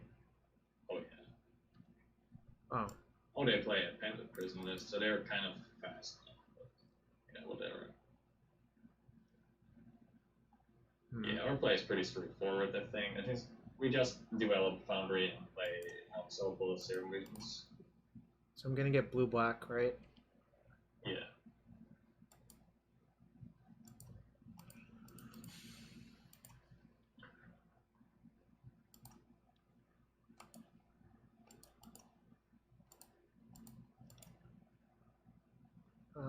Bottom both, I guess. We bottom both? That's kind of interesting. I guess we bottom both. I think if we just draw a land, we are in really good shape, right? Yeah, you're right. Yeah, that's bottom both. I was thinking about if there's any reason we want to keep the needle, so that in case we don't draw a land, that we have something to do. We can't play a 4-drop that way. Well. Okay, so they might Pithing Needle or Thopter Foundry, but that's okay. We have Plan B in hand. Yeah, we have both Plan Bs in hand. It's more like a tertiary plan, like Plan C, because we can just also play Urza and beat them down or activate it a bunch of time. So there is, well, that's not the best card in this scenario, but it could end up mattering. I know. Sometimes. But I think I lead with Astrolabe. Yeah, we lead on Astrolabe here. We cannot actually get rid of it. Oh no, we can get rid of the Pithing Needle in our configuration. We have Abrades. Do we have Thoughtseize actually? I think so. 1, 2. It for like if they want to Whir, they would have to take a counter off Pentad Prism to do it. They could Whir anyway, but is Thoughtseize gonna get any better? That's the question.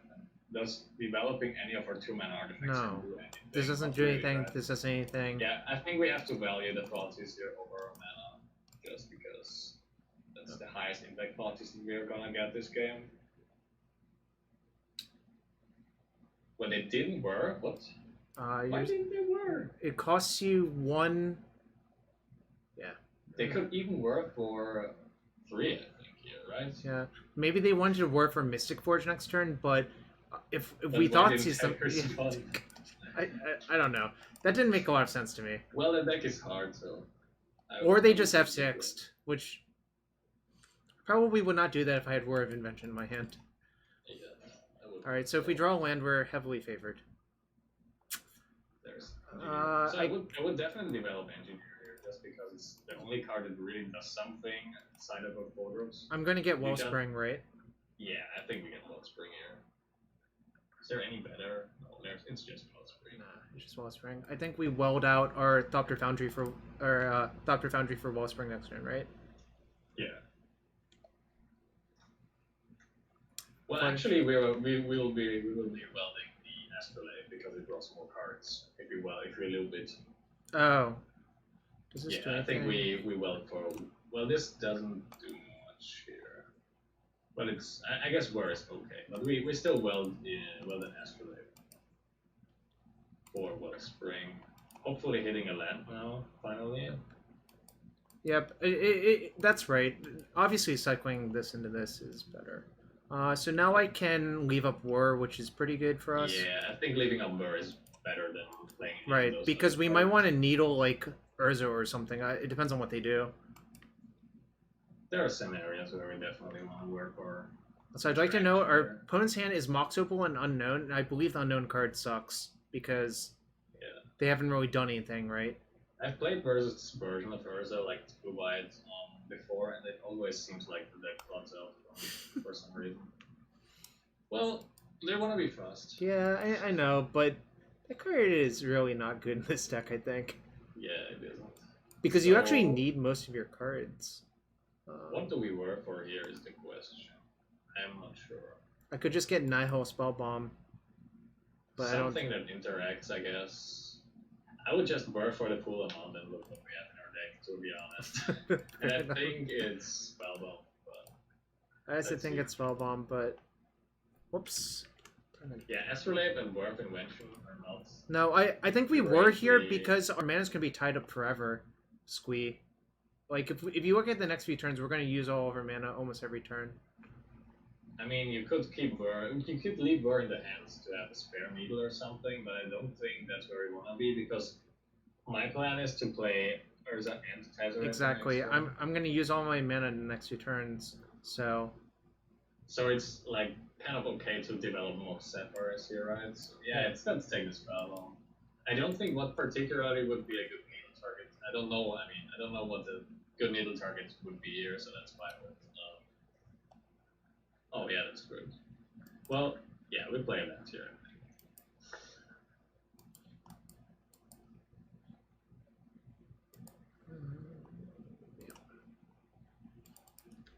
I think. They have 6. I'm gonna play the Tezzeret as well then. Yeah, we're gonna play Tezzeret, and do we attack with like, I don't know, can we attack with stuff? Do we want to attack with stuff? I shouldn't tap that. We have to think about we have to think about what we want to tap. Actually, I think we're gonna attack with Astrolabe. Yeah, I guess so, because we want to leave up the needle. The needle's Night Spellbomb. We could also just plus and count artifacts because they're at 18. 1, 2, 3, 4, 5, 6, 7, 8. It could do it because we find an artifact of Tezzeret once, so it's 4, 6, 8. 9. I mean, they're dead next turn in a lot of ways. They're dead next turn, yeah, they're dead next turn. So yeah, we should just plus. Yeah, okay, well... Plus. I don't know why I wanted to. Well, that's bad. But it doesn't... I mean, it's bad, but, like... who cares? Do we actually do anything? Did we just pass here? I might just leave up the Goblin Engineer activation just in case, because I don't think 1 damage actually matters either. So yeah, I don't know why I wanted to animate. Like I'm used to minus Tezzeret a lot. Well, that was actually lethal too, right? 5 plus 11. Yeah, it's also lethal. Okay, there's Urza. I guess that doesn't do much. Yeah. I mean, with the Needle and Thopter Foundry, it seems like it doesn't do very much, right? There's the Opal we knew about. I'm just thinking about what they could hit off with that would do stuff. Detention Sphere does something. Definitely, yeah.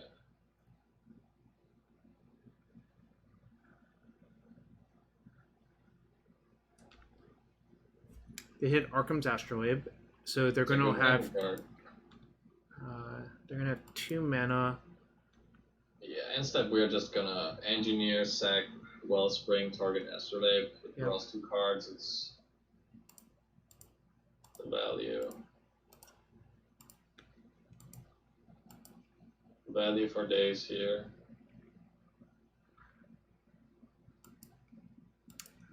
So we have 4, 7, 8, 9, 10. I think we have 20 without attacking even. Yeah, well, now we definitely have 20. I'm just gonna show up a little bit. Still had all these, buddy.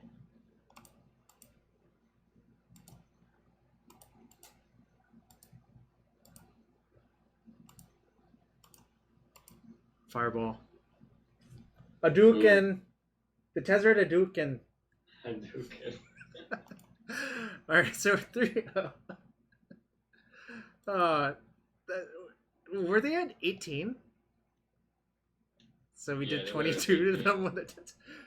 One of my friends, his favorite card is literally Tezzeret. He played it in Standard when it wasn't very good and just loves it forever. So I showed him his deck and he's just like, his response was, so you side in Tezzeret versus everything. I'm like, that's not far from the truth, actually.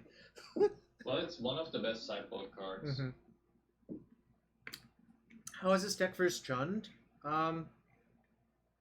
Depends on who you ask, I think. I think it's close, and it's very Jund build dependent for the matchup. It's also very dependent on the jump player, I think. Yeah. So it's like, game 1 you're generally favored, because game 1 they have few ways to interact with Thopter Sword, and that just generates a lot of tokens or value. And also Urza is pretty good against them. They don't have a Stony effect game 1. Also, if you draw Mox Opal, you're kind of ahead of mana every time. Postboard it can get dicey when they have multiple Collector who's Plague Engineer to disrupt your Thopter Sword, and a lot of artifact destruction, just like 2 or 3 Call Against Command or Ancient Grudge, sometimes Grave Fate. And the games that you lose postboard mostly tied to them having Thoughtseize or discard into Tarmogoyf or Collector Oof.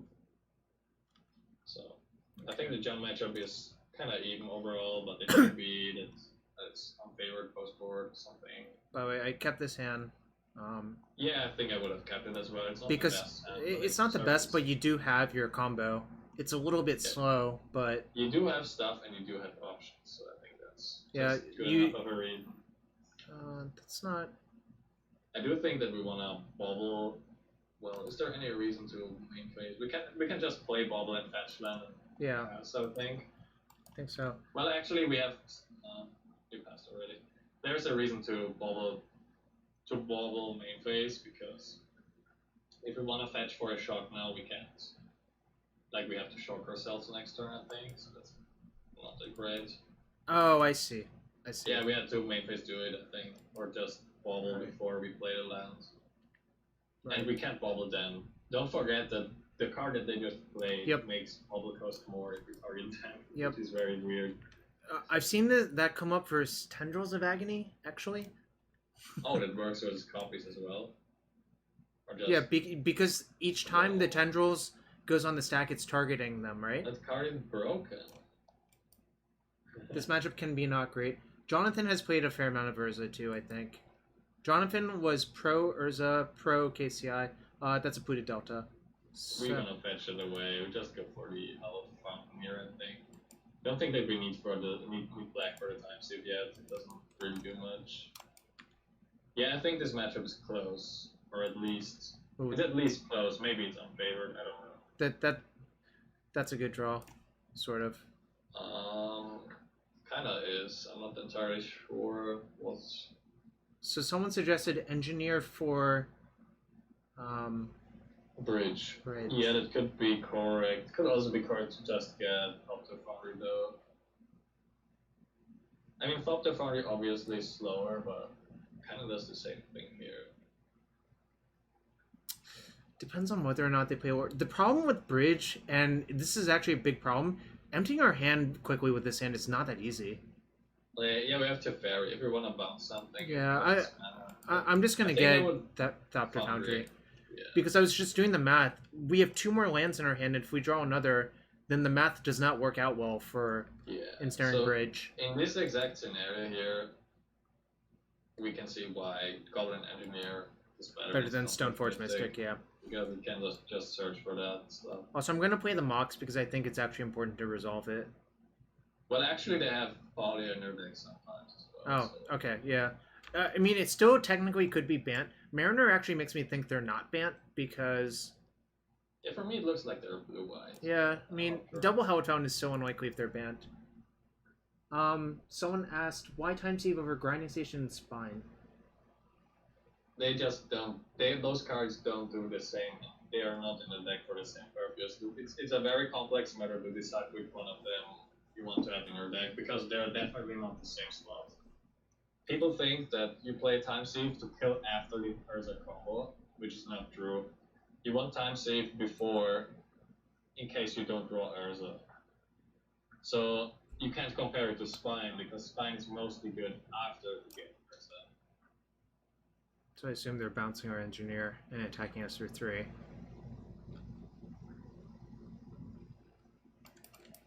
Well, that's okay. We're just gonna replay the Engineer, I guess. We could also just be playing, well... Playing our own Teferi is not that good, because the problem is we can't bounce either of these. No, we can't play Teferi here. That's right. So... Yeah, I guess we have kind of priced into playing Engineer again, and entombing stuff. I don't know what we want to entomb, but it's probably some Spellbomb or Needle, or I don't know. I don't think it's Bridge, because we want to have Bridge in our deck to work for. So... In case we draw Whir. One thing I'm going to point out about Time Sieve that already came up, we definitely played it before we had Urza with just 4 or 5 mana lying around and basically won the game on the spot, which the other cards do not do. Yeah, like in the mirror, or like the best matchups for the best matchup. Well, let's say that the matchup where Time Sieve is the best card is Tron. But it's also for the mirror and Scape Shift. Should I Pyrite Spellbomb then?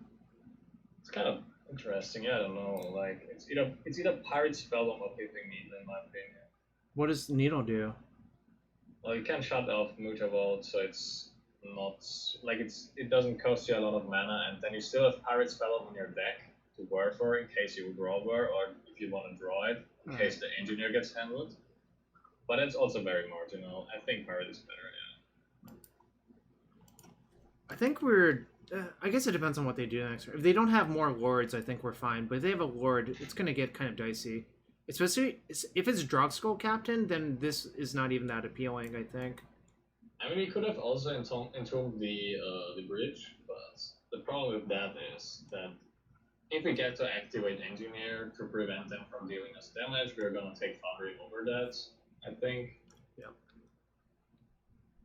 We could also have just entombed them Sword of the Meek. I think that was actually the correct play. Yeah, I think I overlooked that. We should have entombed the second Sword of the Meek, actually. Interesting. Okay. Because that means that we don't have to spend as much time. Also plays our own spell. Alright, I guess this Spellbomb's not looking good versus Double Mariner. Not really. Yeah, that card is kind of messed up. To be fair, I've lost to that card exactly once in Booster Draft. Mostly because White-Blue was not a very good draft archetype, but it was versus Amaz, and he curved that into King of the Pride. That's basically the nut draw for those of you who drafted that format. I see. Yeah, right. it kind of sucks, but good thing that we didn't Ensnaring Bridge. I should get I think it's Swamp. No, actually. Swamp, and then because we don't have to fetch, and we just keep the fetch balance, I think, because sometimes so one life could be relevant because it takes 6. No, what we're taking 4. This is something sick. Oh, and bad. So we take 4 and then 8. I don't know. So we definitely have to draw some action here. 1, 2, 3, so 5. It is showing 7. So if I fetch, I go to 9.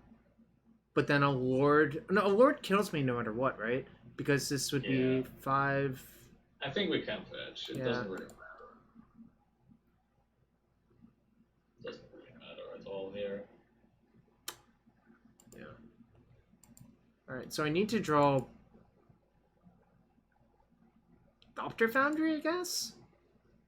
Yeah, Thopter Foundry. There are some cards that are also outs here.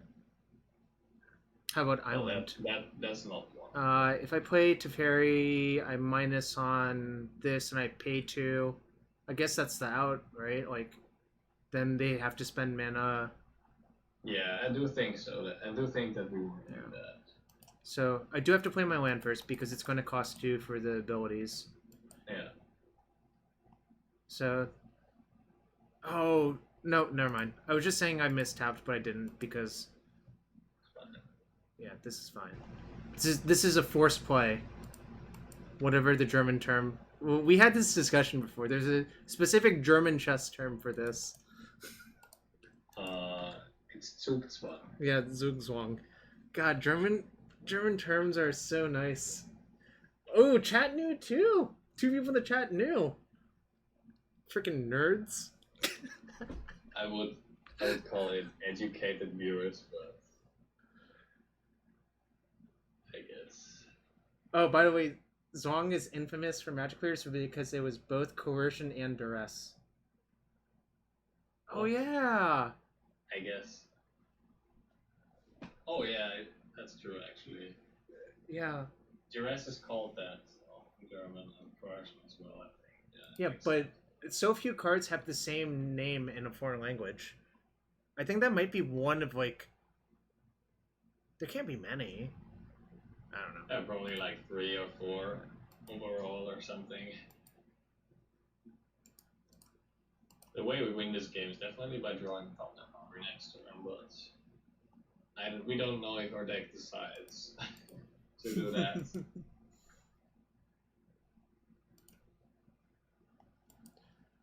Alright, so we're taking probably 4 and they're killing our Teferi is my guess. They might also just... I'm not sure they should kill the Teferi. I don't think that the Teferi does anything for us. So what did they choose to do? They killed Teferi. But also, I mean, 1 damage I don't think is going to decide the game most likely. Actually, could. Thopter Foundry. Alright, well... So, not all of their creatures have flying, so that's kind of good. And also, they don't have Spellcaller up, so... Before we cast Urza, can we just count mana? Sorry, like it's 4, 6, with Mox it's 7, 8, plus Construct, plus 4.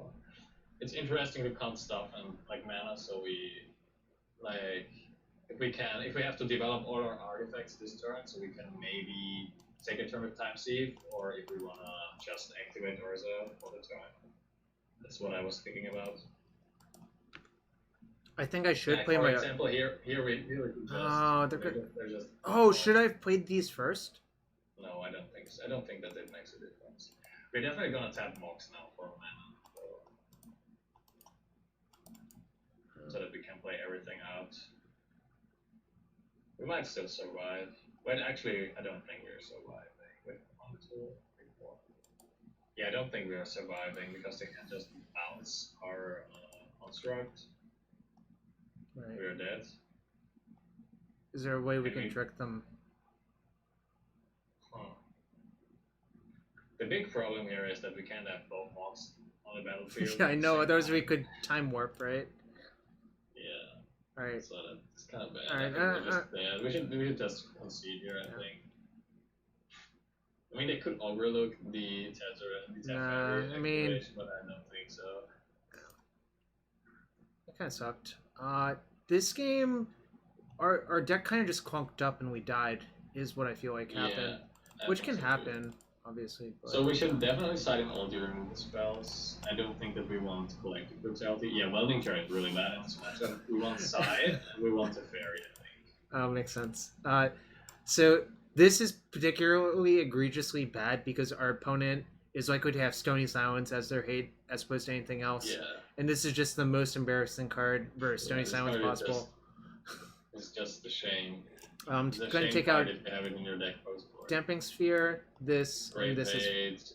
Pithing Needle is probably not great as well, so at least one. We can sign up one, but I'm going to leave the other for Mutavault and Vile, just in case. We could think about siding in other stuff as well, but I don't think there is anything. Like, the only card that we could still bring could be Thoughtseize, I guess. Or Brutality. No. I don't like this card versus them, really.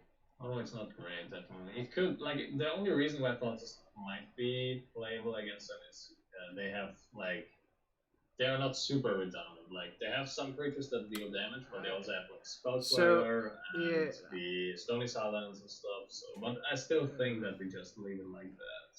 So, I agree with all these points, but the other counterpoints to not bringing it in is it's not great versus Thalia, and it's especially not great versus Mariner as well. Like, both of those. Oh, yeah, there is Mariner. So, like... we could... Wait a sec. We could actually side out the Wellspring for Brutality.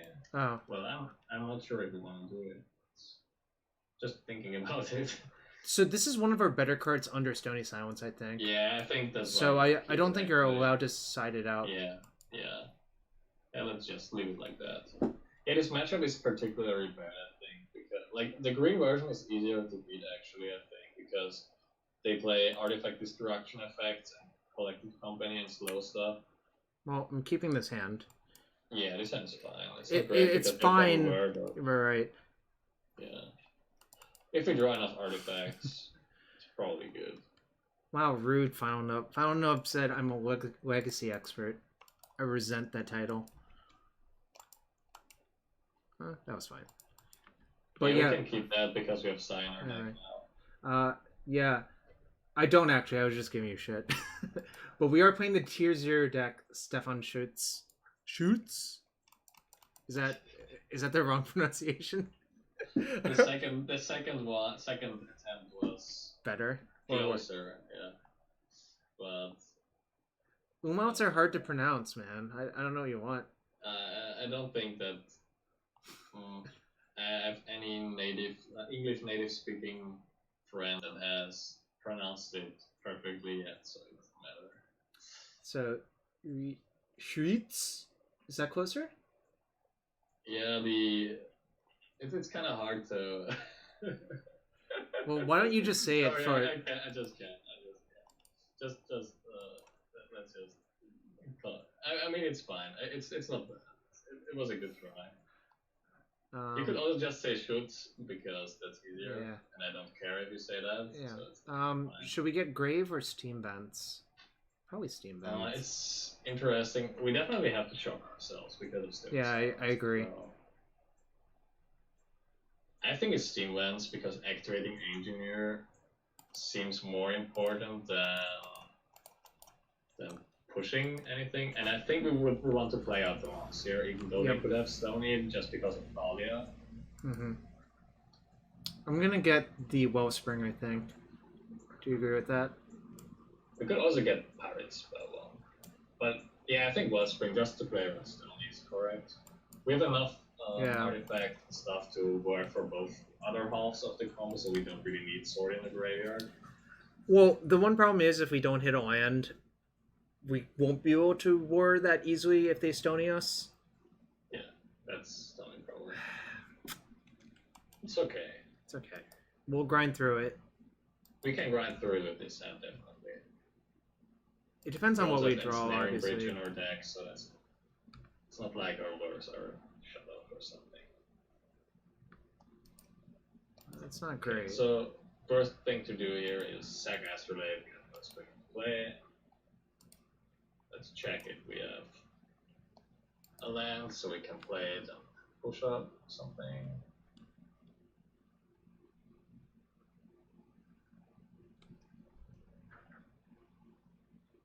I kind of feel like Blue-White Spirits might just be good versus most of the versions of Urza. Now I think about it. You can definitely build Urza in a way that where it's very good against Stony Silence post board, but so it also there is a cost attached. Yeah, to it. I agree. Because in order to do that, I think the ways you would do that basically trim. Mox Opal and artifacts. I don't think they're actually banned, right? I think this is just a blue. It's probably just a blue. Yeah. Yeah. I guess if we had Wear Tear in our deck, we'd be slightly better in the matchup. But note, we wouldn't even be able to cast Wear Tear on this current board state as well.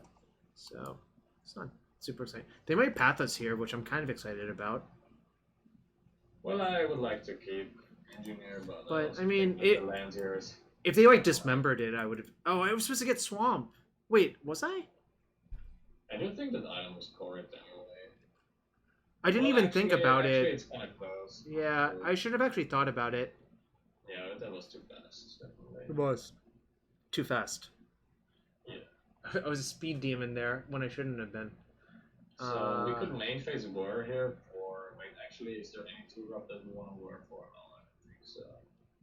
No. Well, we could Whir for, I don't know, Astrolabe or something, but I think we might just want to play Serum Visions. Yeah, I think if we hit a land off the Visions and then see more lands, it'd be better for us to do that than almost anything else. Yeah, let's do that. Land? Alright, well, I don't want Thopter Foundry, but I'm going to keep the island and I guess play an Urza next turn. Yeah. Kind of wish this was a smart. smart. 3 bursts with a Mana Light hand, Stony, and I'm also in Wanderer in play. It's kind of horrible. But you can only do so much. Yeah, not feeling good about this specific game, but you know. They're kind of punishing us for being funky. Yeah, that's what happened the first game too. Yeah. If our hand was actually in the first game, if our hand was better at emptying its hand, I do think it was correct to get the bridge, but we didn't have a hand that could do that. So, all right, we're 100% getting Quellered here, but I don't think we can play around it. Well, we can. Wait, actually, no. The only thing that we could do is force them to sacrifice their most beating Wanderer. I don't think. Oh wait, it's actually. No, we can play around Mausoleum Wanderer, right? Oh no, we can't. I think actually it might be correct to just pass. Right. They can't Quella Whir. If they don't Quella our instead, it's weak for us. Then they don't have a clock in play. And then we can, beginning of combat, cast Whir for Bridge. But actually, Bridge doesn't do much. Bridge is so bad at her. Bridge doesn't do much. But we could still Whir for something. Yeah. I don't think Quella is. Like, if we play Urza into Quella, we lose the game on the spot, I think. Yeah, that's fair. Problem. We just want to get mana sources here, honestly. I don't know what exactly to work for. Will we probably work for the full amount so that they Wander it? Yeah. Well, even if we had one up, they could still counter it. They smartly just let it resolve, and I think that's correct for them. Well, so what are we gonna do? If I get the bridge, it's not even good. If defense grid would be in our deck, that would be great. Yeah, but that card's not very. We could get Pithing Needle and Name Mausoleum Wanderer. We could also get Astrolabe and Cycle. Hopefully draw a source for Fatal Push, then we can just play Urza, they Quella it, and we push. Getting Spellbomb doesn't do that much, I think. I don't think we should get... I would not Spellbomb here. I would... Yeah, probably, it's either Bridge or Needle, I think. Or Astrolabe. Well, I don't think it's Needle. Like, Needling Mausoleum Wanderer isn't that great, actually, in this scenario. Like, we actively want them to sacrifice it, so... I would probably get Astrolabe, actually. Yeah, I don't think getting the bridge is all that exciting. Yeah, bridge doesn't really do much here. I was just kind of sad that we don't have any good weird target in our deck. That's good. That is better than a lot of the other cards we could draw. So next turn, oh no, I can't beat the Queller still. We can't really, because they can sacrifice. Yeah, exactly. Muslim Wanderer, so... Is there a reason to just pass again? I think so, right? We could pass again. Yeah, we pass again, and then we were for Needle on Muslim Wanderer this time. Mm-hmm. Probably. And then we have push up and can try to empty our hand for bridge or something. So our game plan is here is to play Urza next turn, and with Urza either removing their stuff or or just emptying our hands. That's probably what we want to do. It's gonna be hard still, but I guess. Yeah, I don't think that we are very likely to win this game, but I think that we have a relevant chance. I was having trouble spelling mausoleum. So we go down to 4. We fetch. We go to. It's kind of. Wait before damage. Wait. So we could push Wanderer here. Because what I'm thinking about is we need black for push, and we need white for Teferi maybe. So that means we are losing 4 life by ourselves, so that's already lethal here. But if we push the Wanderer here, they might just let it resolve and not Queller, and then we're at 5 and can still fetch Shock Teferi. But then they Queller that and we die, right? Yeah, we could also just take it and instant fetch on Hallowed Fountain. Yeah, I guess we just take it and instant fetch on Fountain. Sorry, I was just trying to consider every well, I agree with that, but I don't think we were ever going to double shock there, essentially. No, we were like either fetch small Fountain or not. That's what I was saying. So let's play fetch first, I think. Play Urza. Okay, I see. We have to play Urza first, because otherwise we don't have enough mana for anything. So. Yep. Now they Queller probably, which is fine. Alright. So what because we can still fatal push it, and they can't. If they have like Force of Negation, whatever. Like, yeah, if they have Skull Pierce or Force of Negation. Yeah, whatever. We were never winning. We have a realistic chance of this game now if they don't have any other interaction after this. Yeah, it's kind of insane. Like it looked like we were in terrible shape, but this is like we definitely were, but they didn't have as fast of a clock. I kind of wonder if they were supposed to run out the Queller, but maybe not. I guess I would have to see their hand to decide that, right? So I hope this one resolves.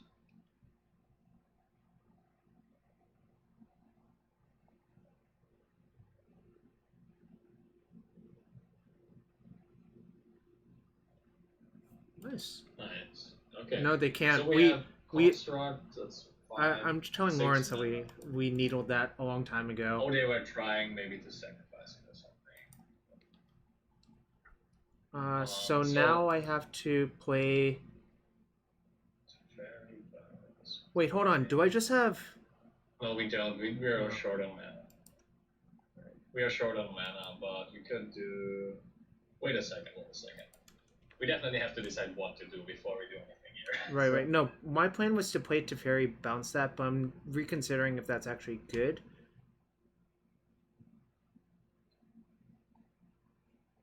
Play Teferi, play Foundry. Can I empty my hand? I think the correct play is to play Teferi, bounce Stony Silence, and then tap Astrolabe and Needle for a white, and tap Wellspring for blue, play Foundry, and that means that we can tap all our Thopters that we generate, so that means we can basically sack every artifact that we have for white, for mana, so we gain a lot of life and have a lot of blockers. So, cast this. Yeah, we cast this. Oh, I see. Wow, I didn't mean, I didn't even consider that, but I guess it's good Urza that you're playing. is pretty broken with Thopter Foundry on itself when you go short already. Alright. I would not have seen that, but this is good to know about.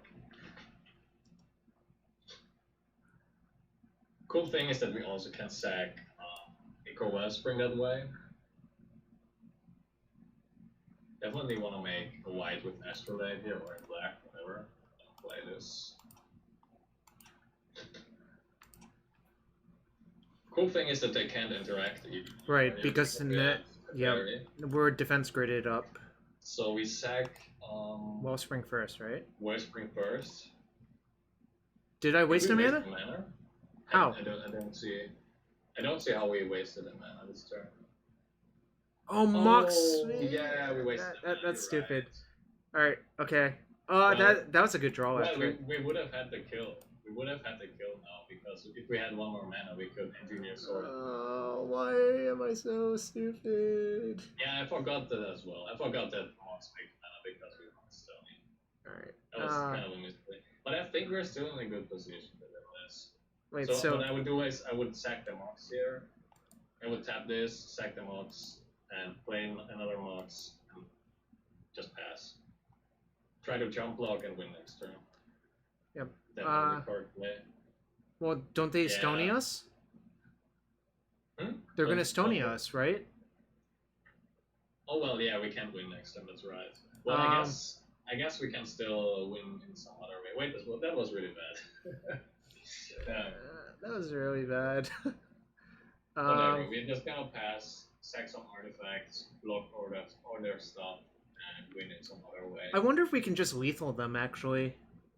If Yeah, I just sack all of my artifacts. Yeah, I definitely overlooked that. That's something that I sometimes do. That's a very bad habit. Is when my opponent has a hate card that it's where it's kind of like essential to play. Wait. Stop. Rewind. Okay. Rewind. Don't tap the Thopters for that. Okay. Because we want to block, I think. Sure. So what should I sack? Sack like the Astrolabe, I think. And probably the Needle now, right? Yeah. And probably the Needle as well, yes.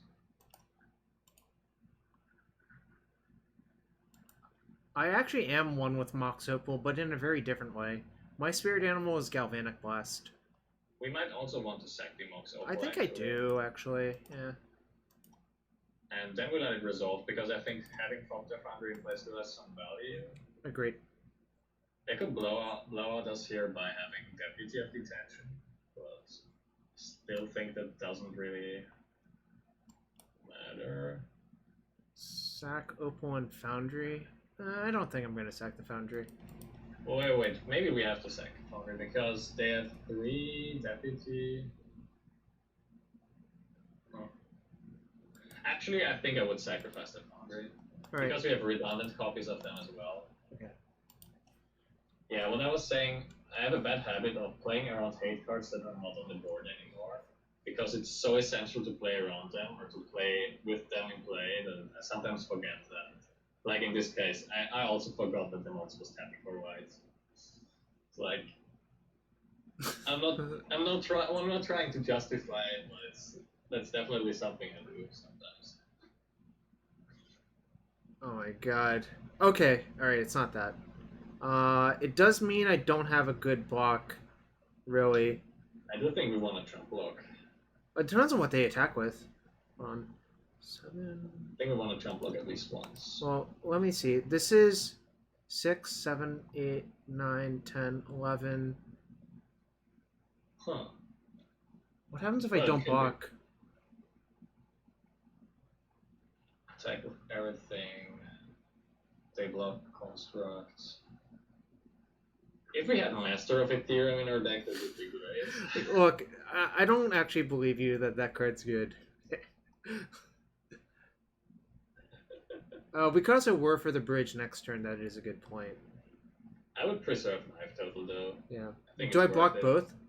Yeah, I think I would block both. I don't think it matters that we have 1 more damage on the board, or 2 more damage.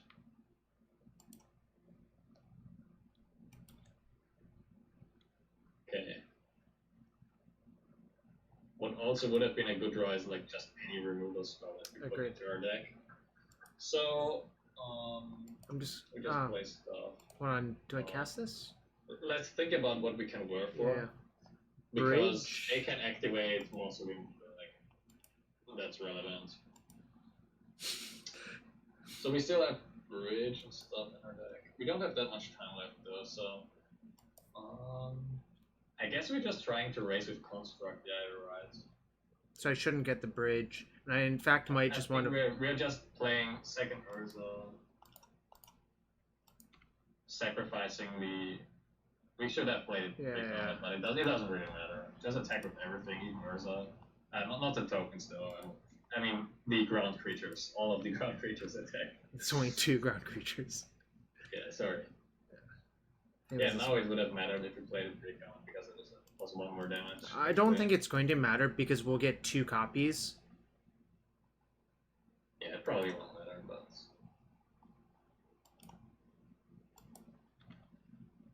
Should I play No, Engineer? Just play Engineer, I think. Yeah. And just thin some card we don't want to draw from our deck, essentially. Probably, yes. I guess I could just bin Sword of the Meek in case we draw another Teferi. Sword is nice. Sword is nice.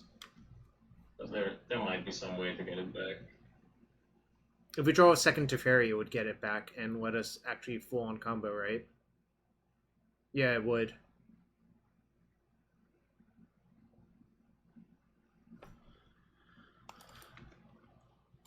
Also, John, I can't believe you hoped someone would turn 1 me in the chat. That's just literally so rude. Another Brock Skull. We don't really care about it. That doesn't do anything. They also can't really attack. Right. So they block 2 constructs, blah blah blah. I guess our next turn is just gonna be attack with 2 constructs again, but first we are gonna spin the wheel, I guess. Should probably activate first before we do anything else, because we might hit side. Whoops. Okay. Whatever, it's a 1-up, it's a 1-up. This is definitely tap all the blue because we have so much blue anyway. Ooh, wait, that's... That can only go to face. But we are gonna attack with 2 constructs. Wait, if we attack with everything... 1, 2, 3, 4, 1, 2, 3, 4, 5, 6, 7, 8. They're dead. They're dogs. Yeah, just blast their face and attack with everything. They should have sacked most of the Wanderer, I guess, because wait, that doesn't really matter. Yeah, they're just dead. They couldn't really do much here. Yeah. By the way, speaking of Patreons and subs, it's September. If you sub to me, it's only $2.50. Hashtag sponsored. You got to get this ads in while you're attacking with all your creatures. Efficiency. Yeah. So we actually won that game, but we're on 5 minutes, so we are probably not gonna execute the combo at all in the next game.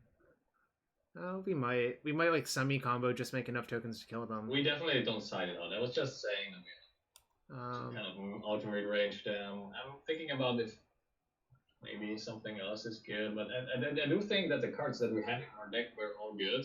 Problem was that we had too many of the wars and stuff. Well, I guess that happens. Well, I don't think we want Tez. It seems really not very. I'm just thinking about siding up for Brutality or a Thoughtseize or something. Especially because we're on a draw, but I'm not sure what exactly is correct here. I think I'm gonna do that because I do think curve sort of matters, and we're trimming at 3 for 1 it's essentially. Kind of random. It's like we're trying to do I think our thought is correct, but I don't know what the solution is to the situation. I'm gonna do it because we're probably just gonna get lucky and Thoughtseize their Stony on turn 1.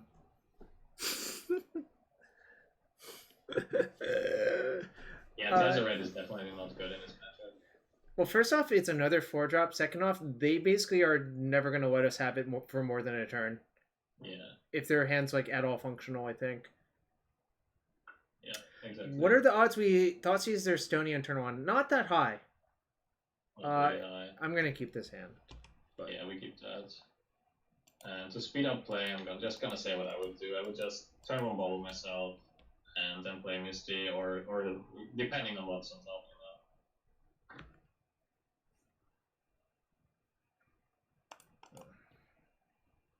Wait, that actually matters. Don't bubble you. Don't bubble yourself. Just play Misty and pass. Oh, I see. Because we can Whir on curve. We can combo them on curve actually if we want, if they don't have interaction. So that kind of matters. That's Stony with Wild Out.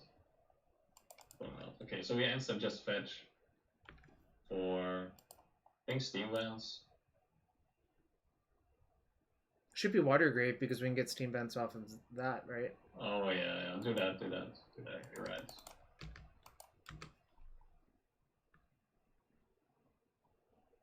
Well, that's actually pretty good. Sword Mox go. Yeah, just play everything. Yeah. I'm just gonna play it out faster because time is really, really of the essence. I don't think they will concede if we have to combo. I agree. They're not going to now. Like, I would not ask them to. It would be nice if they did, but I fully expect them to make us click 1,000 times. So the big thing here is if they have Stony or not. If they have Stony, I think we're going to lose to time, probably, but... Whir actually plays around Spell Queller. Right. See what they do. Come on, don't have it. Alright. Okay, we don't really care that much about that. They're just gonna want Sword, I think. But we can still, yeah, let's just bounce that. Let them bounce it, and next turn we just main phase Whir for this Sword, I think. For the Foundry. Yeah, agreed.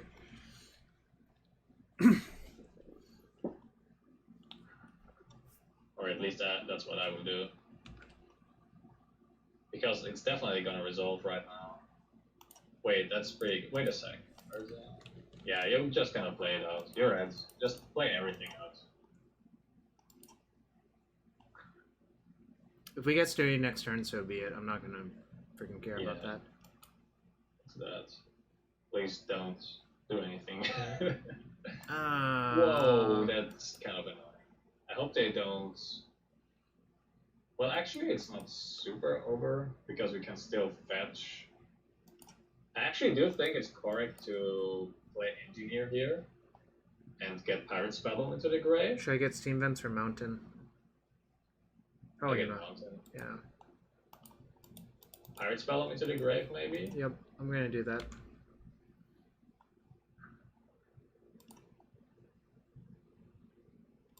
Because I think we're not gonna work for Pyrite Spellbomb this game. It would just take too long. Just costs too much mana and stuff. Yep. Agreed.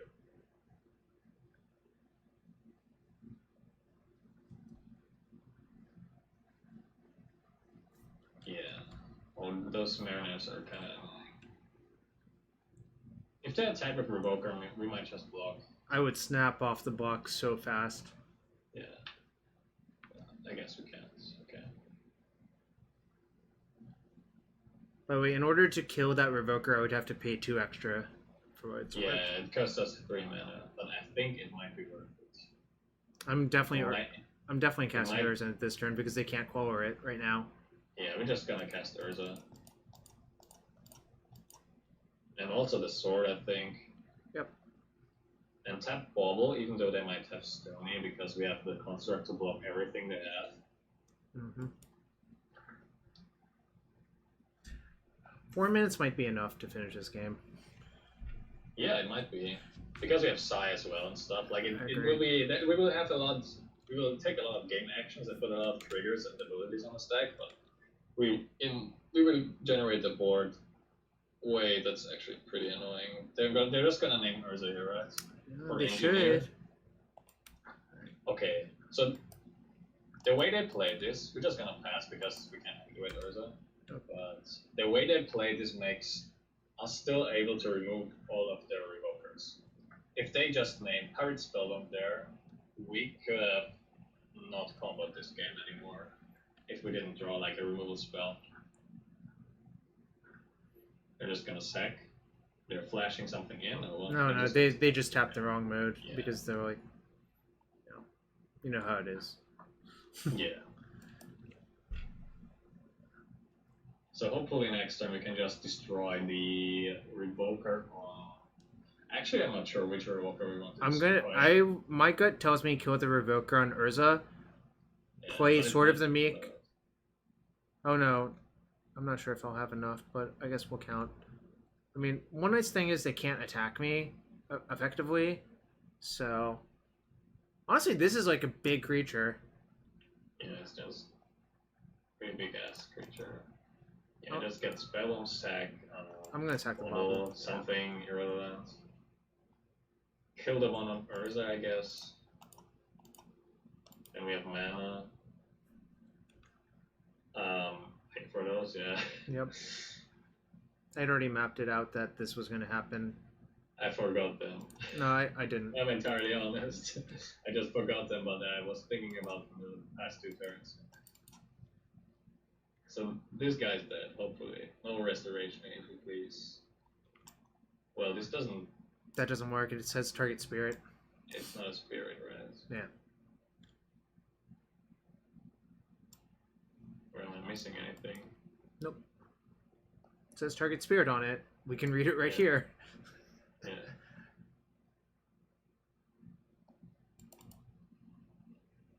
So do we play side this turn still, or just... I think I'm going to play side this turn. Because the way the game is going to play out, I think time is going to be a huge problem. So yeah. I think the best way to win is to just make a bunch of stuff. And then at some point just probably attack with all. Just make more stuff than your opponent. Yeah, they might like use Teferi next turn, but that's okay. Like, as long as we don't get... we played outside, because if they sack Teferi, they have to choose between which card they bounce. Okay, they have some... They have a bunch of... They're on 0 cards. Yep. So this is... need to beat the clock here, I think. We need to beat the clock and make sure they don't top deck something good, but like, we can't control that part. The clock part we can control. Yeah, side due to clock was... to yield on the side triggers. Yep. All the side triggers, Yep. and always click after you cast a spell, Don't that saves you a bunch of time. I've been in this scenario as playing eggs combo before, and it's really, really annoying. Yeah, it's a moto scenario. Well, this is the reason I added Grape Shot to the eggs deck, because it just killed way faster than Pyrite Spellbomb. Didn't Stanislav Zivka had only Pyrite Spellbomb? No. He didn't have Grape Shot? It might have been the sideboard, but not main deck. Oh yeah, in the sideboard for... Yeah, the other reason to do that was like Dahlia or something. No, Dahlia was trivial to beat because you would just get like 3 Black Lotuses back every loop. Gonna play that. They attack for 6, I think. Wait, where did... Yeah, we have to block those 3/3s. I will block the 3/3s. 6. Okay, we got 6. And then we have to make a lot of blockers to survive the next turn. So let's play... Wait, that card is horrible. Wait, let's play... aren't we... Oh no, I have to play Sword of the Meek, I guess. Doesn't really matter, just play all the cards. I think I'm supposed to Warp or Bridge, actually. Yeah, we can sack it though the next turn. We should, wait. We'll play this. Play. Yeah, I guess we Warp for Bridge.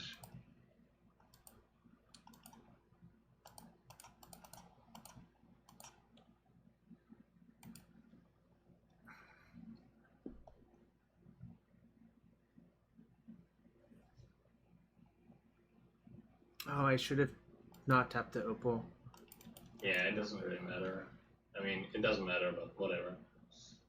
No, it matters, but I'm rushing. I'm rushing. I'm just gonna pass every turn now. Yeah. Until they finally stop attacking us. If they have another Teferi, then we are basically, but then we probably would have been dead anyway.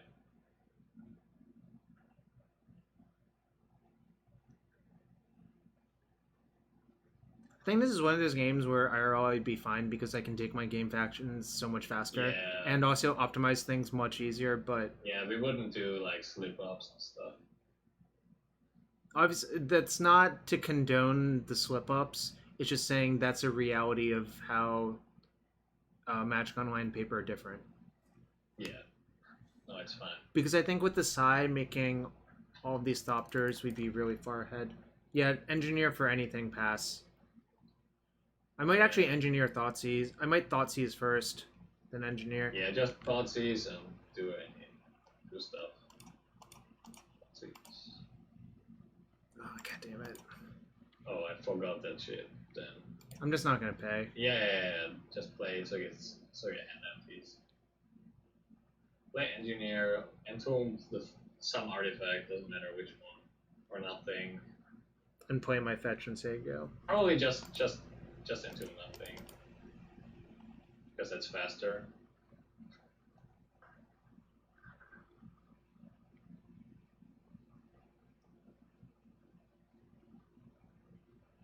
But I really have Queller here. Well, Queller is annoying, because then we're probably timing out. Huh. Well, I guess we just activate Urza, because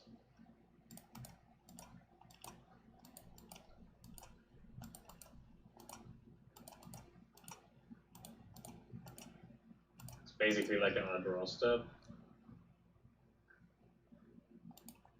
Yeah, play that.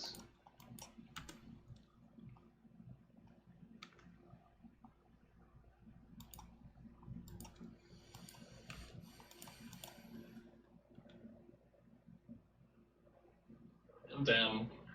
If they didn't have that Queller, well,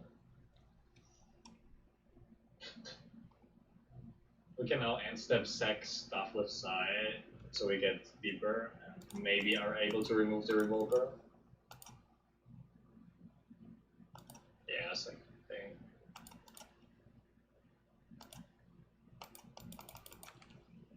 Oh yeah, if we paid for it. Yeah, I was just doing things fast. Yeah, it doesn't matter. I think I am gonna time out, unfortunately, but Yeah. oh shit, that triggered too. Too many triggers.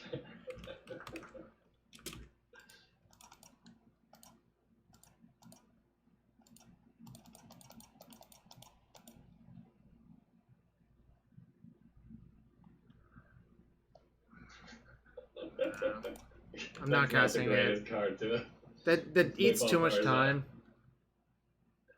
Yeah. This is definitely a one game in my opinion. Yeah, we would have won this game for sure. Shit.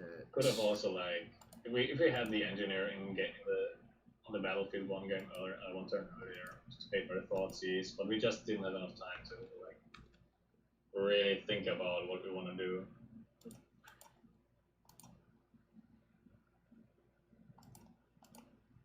So whatever.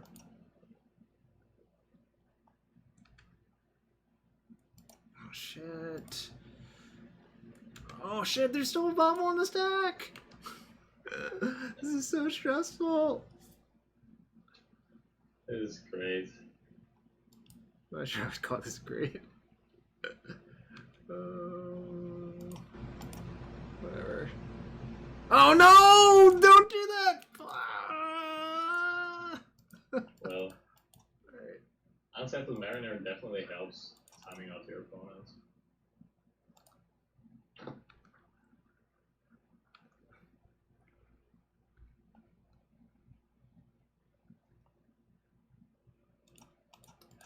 Wow.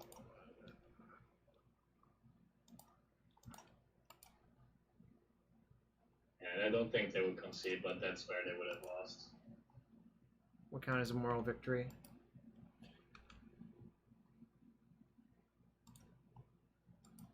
Whatever, I'll just concede. This is stupid. I just wanted to prove a point, which is we effectively won. Yeah, this is stupid. Alright, I'm gonna use the restroom real quick. That was stressful, but we prove a point. The moral victory, but you know, bathroom and be right back.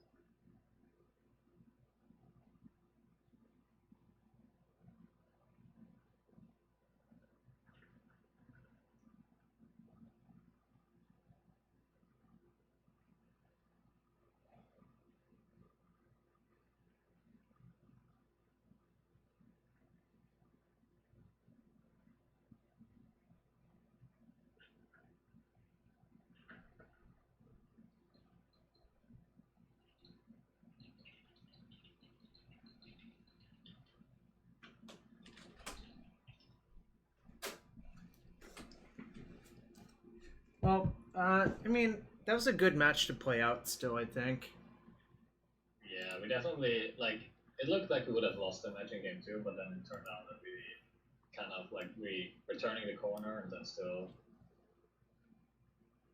would have won. The game 1 match I'm kind of the saddest about, but, you know, that stuff happens.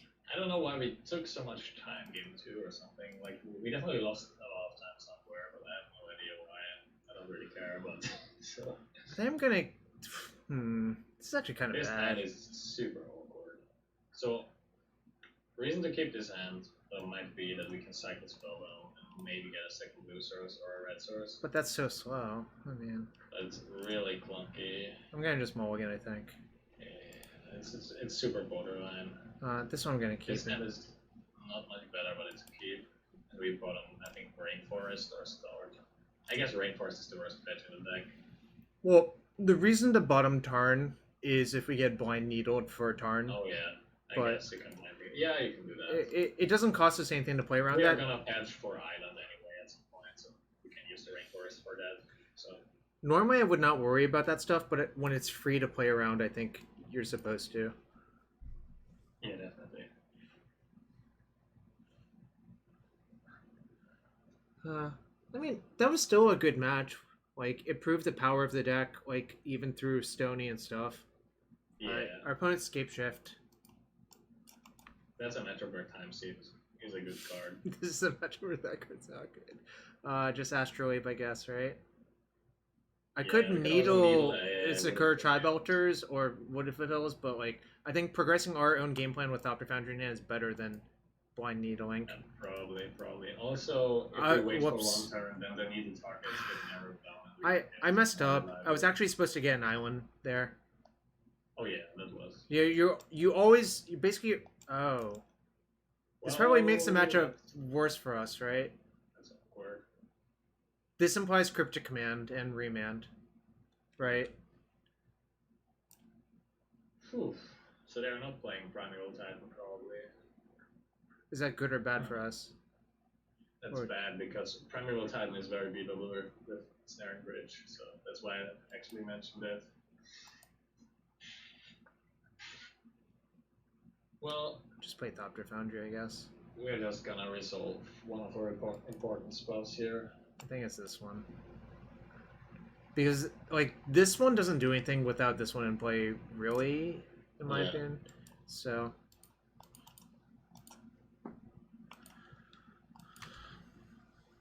if we draw a way to get Sword, the mana source of top, then we might be in this. But I think blue Scape Shift decks are among the worst matchups of the deck. It's just that nobody plays them. Except this person. Yeah, that person decided to hunt some Urzas. Or Scape Shift mirrors, because the blue version I remember. Red-green version.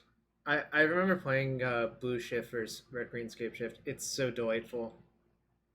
Yeah, they can't really do much against Remand and Cryptics and stuff. That's not good. I do think correct play here is to play Nihil Spellbomb to just cycle. I agree. We might even want to cycle Moonface here actually, because there are some 1-drops that we want to play. This is just like a combo mirror basically. Yeah, the problem is we have no permission, and they do. So. They would play Cage or Needle. Probably Needle, naming... Needle. Some fetch land. I would actually name Wooded Foothills, I think. I mean, they have double islands, but yeah, I guess. They definitely have blue fetches in their deck. Yeah, but the problem is the blue fetch that they're most likely to have is one we have copies of in our deck, so I don't want to do that. Well, I guess, yeah.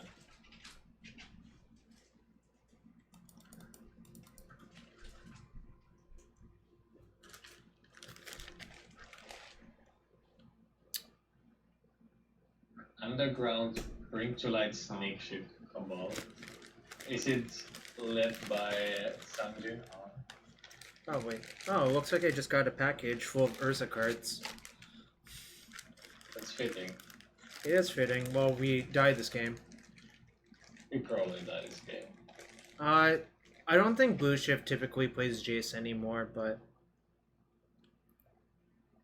also Jace isn't really okay. the best card. So one thing that to notice right here is they played Secure Tri-Builder in past. That means they don't have Scape Shift because it's actually just a kill. Yeah, we would have been dead. So they probably have a counter in hand as well. Yeah, I agree. That's like almost a lock, but our hand was pretty useless. So we right. probably just play Time Sieve and Foundry here so that we have Time Sieve on the board. I'm gonna play the Foundry first to see if they counter it. Yeah.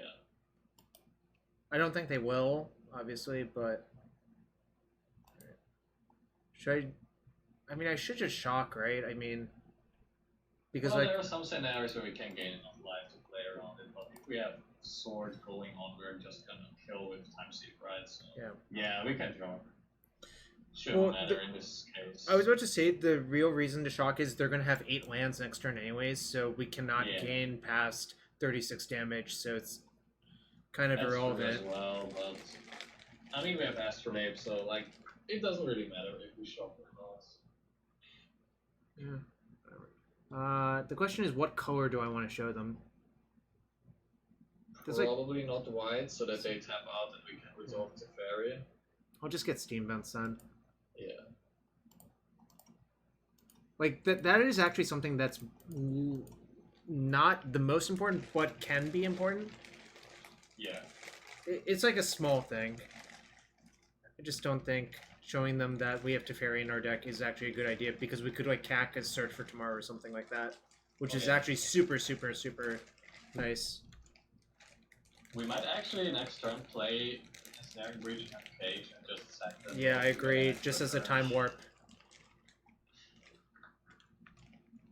This is a game where Time Sieve does look better than Spine of Isha or Grinding Station. Definitely. Alright. Let's see if they top deck something. Are we dead or not?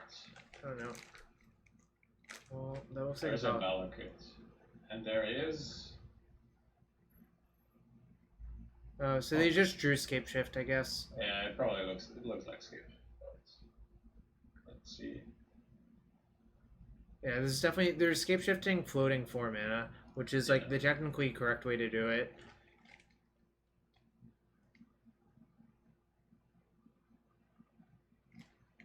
I guess maybe another thing that they could have possibly been doing is just holding up Cryptic Command and not Scape Shifting because it doesn't cost them anything to do that. Oh no, we didn't even have any good counterplay. Maybe we have like Warp or Spellskite or something. Witchbane Orb would be the card, right? But we were tapped out, so... Or probably something like that, yeah. I'm trying to open this package, but I'm not doing a very good job of it. There you go. Oh wait, they had 6 lands and a Tri-Builder and played them before, right? Yeah, we were at 18. Yeah, we had Thopter Foundry, so maybe we could have gained from life or something. Yeah, actually, that's probably what was going on there. Yeah. Probably just couldn't kill us. And, like, they had to search for Tomorrow Suspended, so if they just waited, it was just super lethal anyways, right? Oh, man. Do you want to play another league after this? I would like to go to bed after the last match, but... Okay, we can call it early. I could also stay up for one more match, but not for the whole week. I guess we could do that. 1 or 2 matches, I guess. Yep, sounds good. Alright. That's a lot of Valakut triggers. So... Alright, we found some Urzas! Woo! Urza! What a beautifully broken card. Yeah, Modern Horizons had a few of those.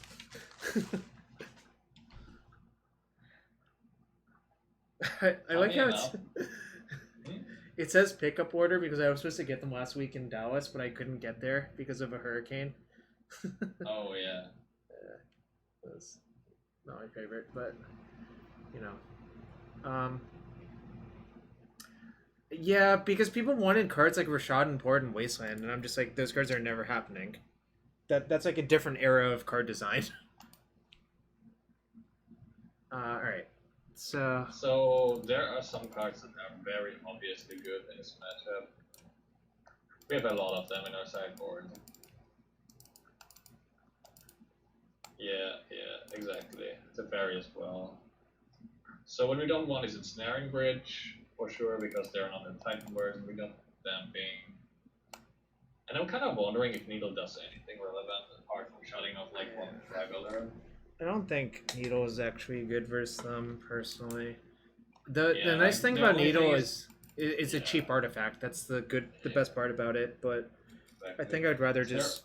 anything that we want to side in? I've already cut the spell bombs, John. Those were the first cards I cut.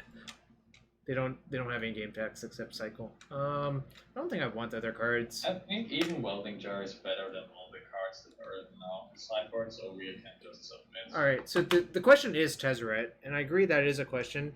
I'm less inclined to want it versus Blue Shift, but I also just think it's kind of bad. Tezzeret is good, but they play Remand, and we have this list specifically here plays more Haymakers in this matchup than others, because we have 2 Teferis and the Blood Moon in addition. Mm-hmm. So we would be kind of overloading on those on that axis. That's the problem. Against green-red, I definitely side in Tezzeret as well. So I think I'm going to just leave it like this. Yeah, I think I like this the best. We're just trying to disrupt them while getting our Time Sieve or Urza combo together. That's our whole game plan, which is fine. Honestly, with this list, post-board, the matchup might not be that bad, actually.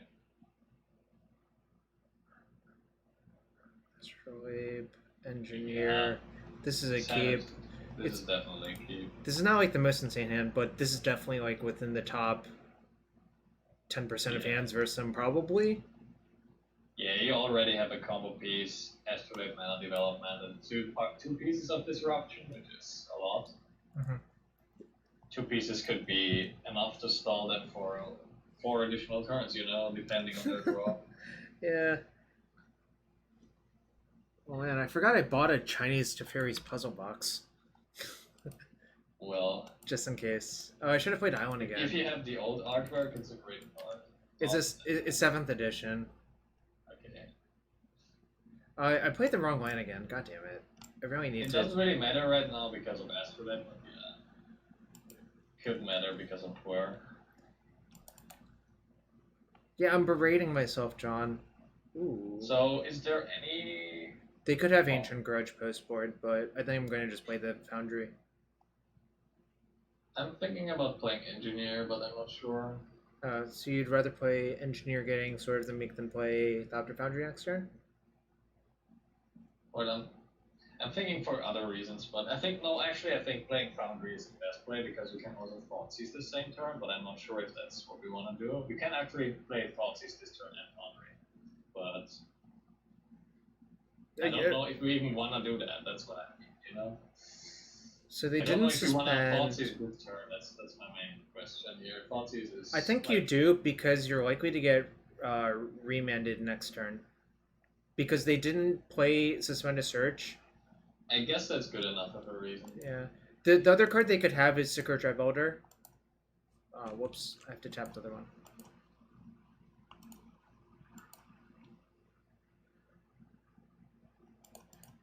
And also, this basically just uses all of our mana effectively. I'm still not sure about... Like, I like to play Thoughtseize at choke points where I get the most relevant card from my opponent. I'm going to take Remand. Doesn't Grove, Spires, and Remand? Yeah, I guess you can take Remand. Sungjin, I do not believe this is your deck. No, it's just a Rock version. It's just straight Some Rock. Boring standards. Green deck.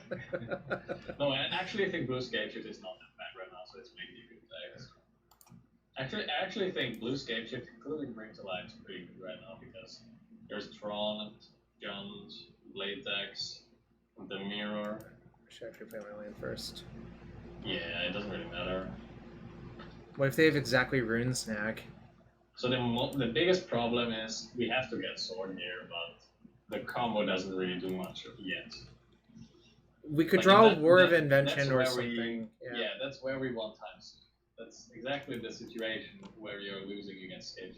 Yeah, so here if we draw a Time Sieve, we basically insta win, whereas the normal version would kind of have to draw Urza to win, right? Yeah, exactly. So you up the number of outs you have to just infinite your opponent, essentially, from 4 to 7, which is not irrelevant. I think I'm just going to respond and make a bunch of Thopters now. Yeah, there could be something that we want to Disdainful Stroke, but I don't think... Like, they could play Jace or something, but I don't think there is... I'm thinking about Force of Vigor, actually, but... No, I think we're just... don't sack the Astrolabe, because... Well, you need to float mana first with Mox, because otherwise... If they... Well, actually, it doesn't matter, because we get a Thopter anyway. Never mind, sorry. I'm talking nonsense. Alright, so I'm going to sack the Astrolabe then. Yeah, we're just gonna make 2 Thougters here. There could be some 4 mana removal that could kill Engineer or something. I'm not sure. Like, there are some reasons to leave it up. But... From Rug? Yeah, there could be like Acid Moss or I have no idea. Acid Moss only kills land, so... It's probably not something to do on this Disdainful Stroke. I'm just trying to find cards. Yeah. You should be testing Stefan Schuetz with Stefan Schuetz. That was actually pretty well pronounced. The first one. Well, I guess we played Serum Visions. How did you lose against Goblins, Sunjin? Oh, Blood Moon is good. Really? You would say Blood Moon's good? No, I'm saying it's so good. Alright, I'm gonna try to... We could actually even play it this turn. Because I know, I'm gonna see what happens. I'm gonna try to attack first. Yeah. Alright. I'm not sure if we want to do that though, because we could play with Disdainful Stroke back up next turn. Yeah, I think I'm supposed to wait. I'm gonna shock and play my land, I think, though. Yeah, we just shock and pass.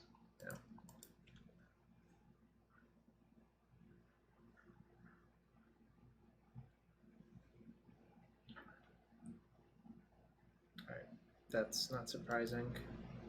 I think they still have an island in their hand I know about.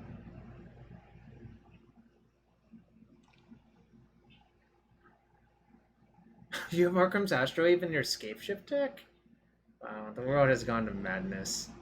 What a madman. It's actually not that bad. How did you lose against Goblins? I'm curious.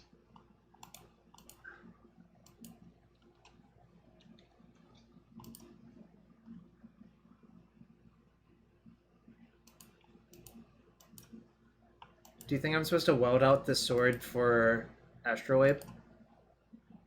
I definitely think we're supposed to weld something. Just don't tap them out. Oh yeah, for this one. Sorry, I was thinking you were tapping it for the Foundry. Yeah, I think we weld out the sword. Oh wait, I'm not supposed to do it yet. Actually. I'm supposed to do it. You should do it at the end. But you could also just weld out a Thopter?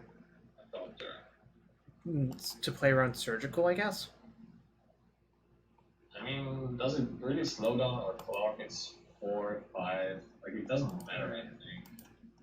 So you go to 12, and still we make 1, 2, 3, 4.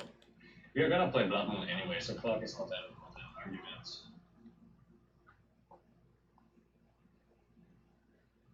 So the question is, do I dig for a Thoughtseize by sacrificing my Astrolabe, make a Thopter, then weld out sort of the Meek for that?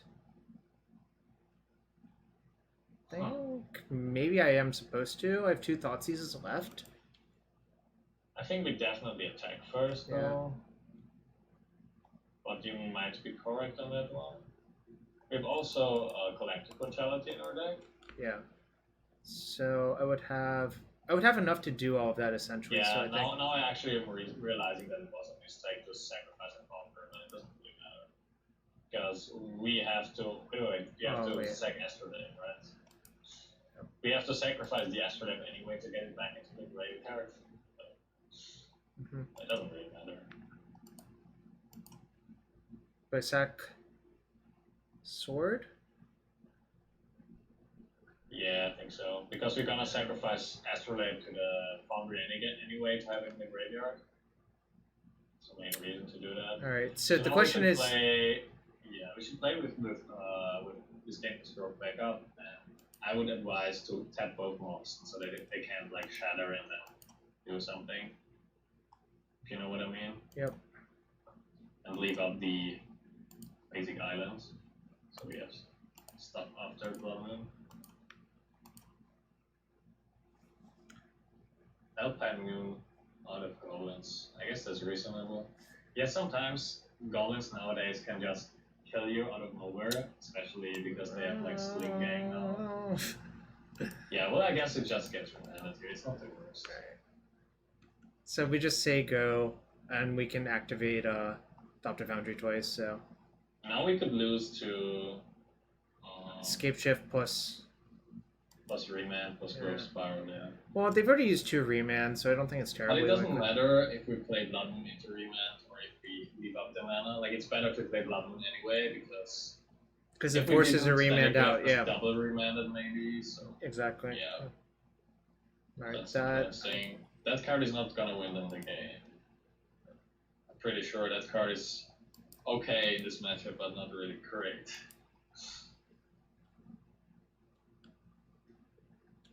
I guess it depends on how they foresee the game's going, right? Oh, we could have done a different play, actually.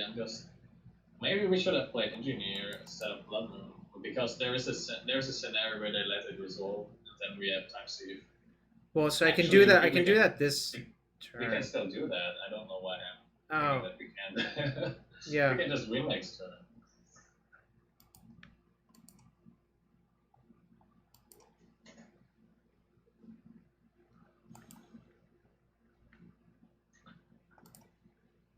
I don't think we play around any fate or anything, because if they have that, then we resolve Blood Moon and they lose anyway. Right. Okay, so we even have Whir. Yeah, we should definitely win this turn, right? So I should cast Whir first, right? I don't think so. I think we cast Engineer first because it just taxes less mana, and we need a red to return it then. If it resolves, if it doesn't resolve, we can still. Okay, now we have Time Sieve. We just return time. We just weld out, I don't know, Thopter or something. Get Time Sieve back in play. And then that's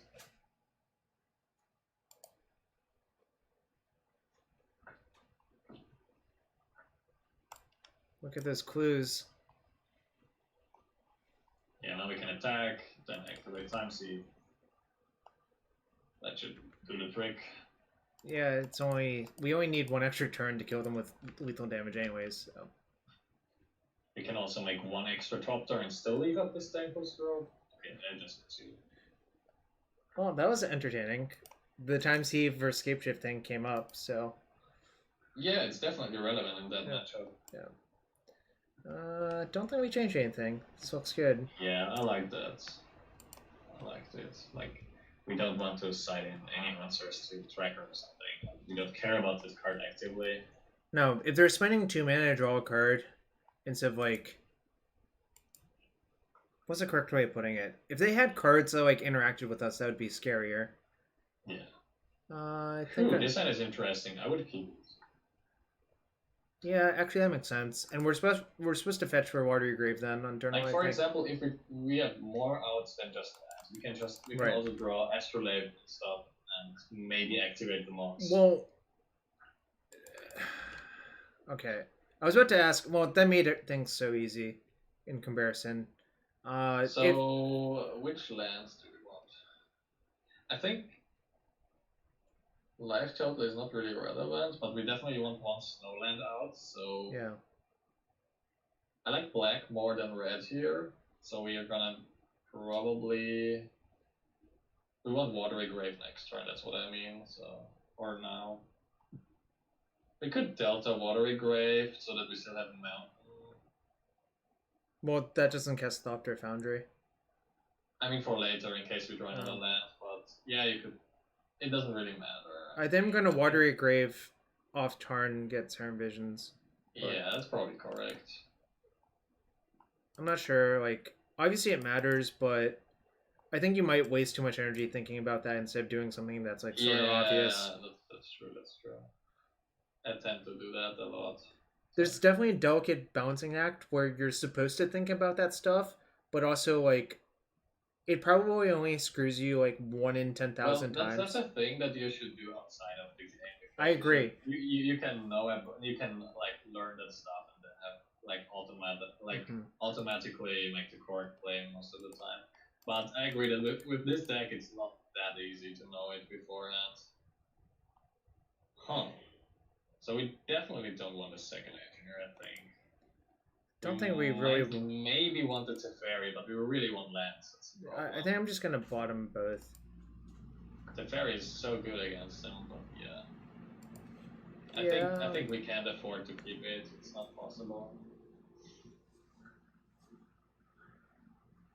Also, kind of digging, looking for Thoughtseize because they did mulligan this game as well. There's like a situation where if you resolve Teferi and then draw this card, it's super good against them. Yeah, the old draw step thought erasure you.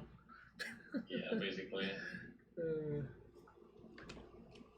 they have remana probably. I mean, you're just slamming Thopter Foundry here. Yeah. Let's be real. I'm gonna get Steam Vents, which unfortunately I'm actually not sure if that's correct. Like, if we draw Astrolabe, we get punished so hard. We don't really need Engineering play next turn. So would you rather get Island then? I would probably get Island, yes. Alright, that actually does make sense. I mean, if we get Mox active, then it doesn't matter. Right. Okay. Like, it could be correct to finish the events, but I don't really like it. Tracker? Yeah, we can. We can actually. We can Collective Brutality. That's right. And I think we're supposed to because we have all these fucking Thopter Foundries. I think we discard one Thopter Foundry. That's it, basically. 2 modes. We could also play Foundry, play double Mox, play Brutality, so that we have 3 mana next turn. But that way we can't use the second Mox to make Urza in case we don't. Yeah, I'm not going to do that. Yeah, it was just. Yeah, I understand. Kind of relevant to think about that because it greatly influences your curve the next 2 turns. Should I discard? I should discard this, right? Yeah, only a Foundry. We don't need 3 Foundries, definitely. Is there some trick to Urza mirrors? So insane that we get to kill this. So oh my god, they have Force of Vigor in their deck! And a Cryptic Command. Which means we don't really care about Force of Vigor, actually, I think. So I should take Cryptic Command, probably? It's either Cryptic or Scapeshift. And I think it's Cryptic. I think so too. They're so far off from the Cryptic actually killing them. This Brutality was really brutal. Yeah, I mean, we treated like a useless card. Like, did I find that's kind of destroying them. What? No. Why did they type bed? I don't know. Maybe they were sad. They should go to bed. Or maybe they know you want to go to bed. I guess I play second Foundry. Yeah. If they force both, it kind of sucks, but whatever. Like, and they're kind of incentivized to force both, right? Well, we play Mox now. Yeah. So we can sack if they force both. The problem is we have to work through that force anyways, right? So I do think that Cryptic Command was. It's going to just be harder for us to beat a Cryptic than the Force of Victor. No. Maybe it's kind of weird because maybe we should have played Mox first and then cast Foundry. Yeah, I think we did a slight slip up there, but whatever. Alright. Yeah, we just have to play Engineer here. Yeah. I mean, we're racing now.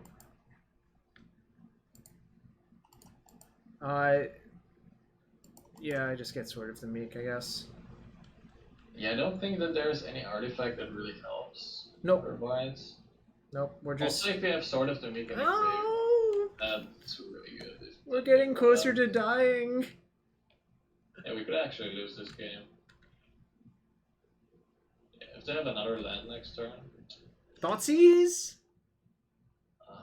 Well, Sword of the Meek is not a bad draw. We play Sword over Engineer here. Because it's an artifact. Wait, actually... No, doesn't that not do anything? Oh no, play Engineer. Yes. I thought we get Metal Craft, sorry.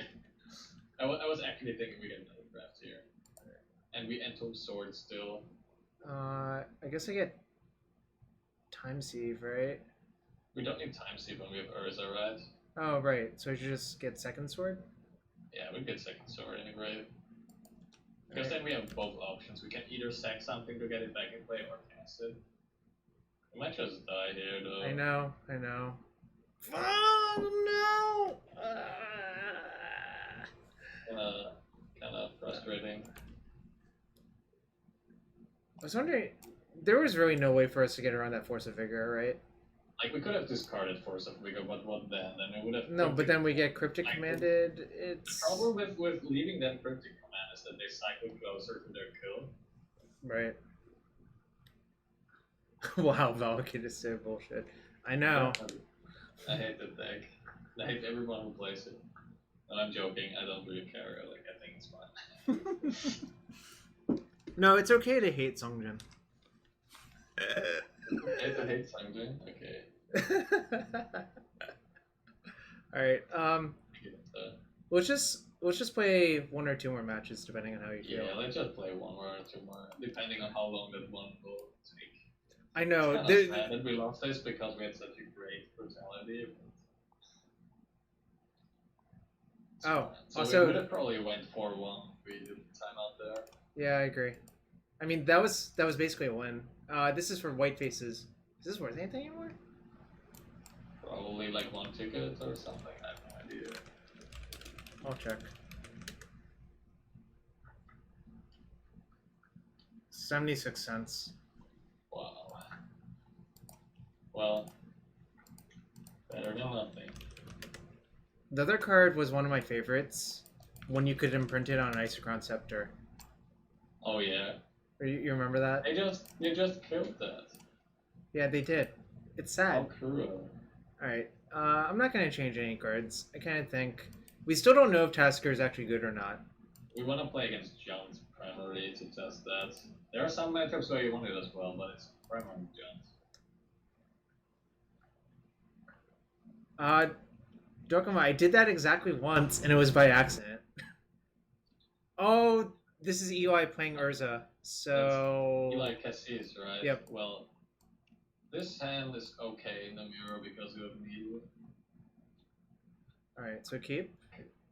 I mean, we have two dead cards, very, but... Very borderline. But I would keep it. Even against Unknown, maybe.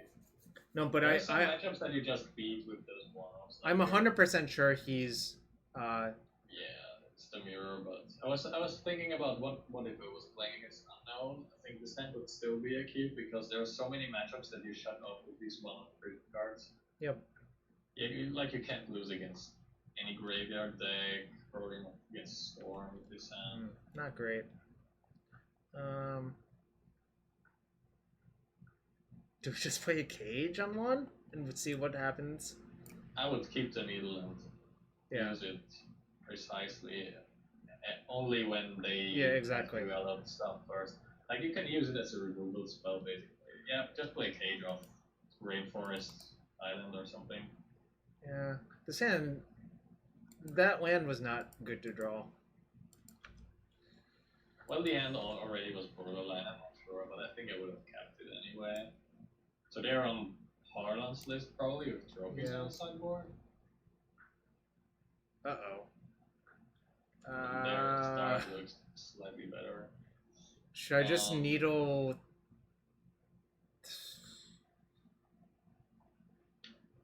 Well, they could kill us next turn, but it's kind of unlikely. They need a second Mox or something.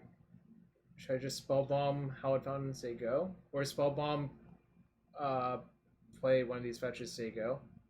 To cycle it? Yeah, probably. 2-mana cycler is so unexciting. Yeah, it's not great, but... Yeah, but it's what our deck gave us, so... That card is like... Well, Pyrite Spellbomb is great anyway, because compared to stuff like Cage and something, like if Cage had 1 mana sack throw a card, it would be insane. Something. Right.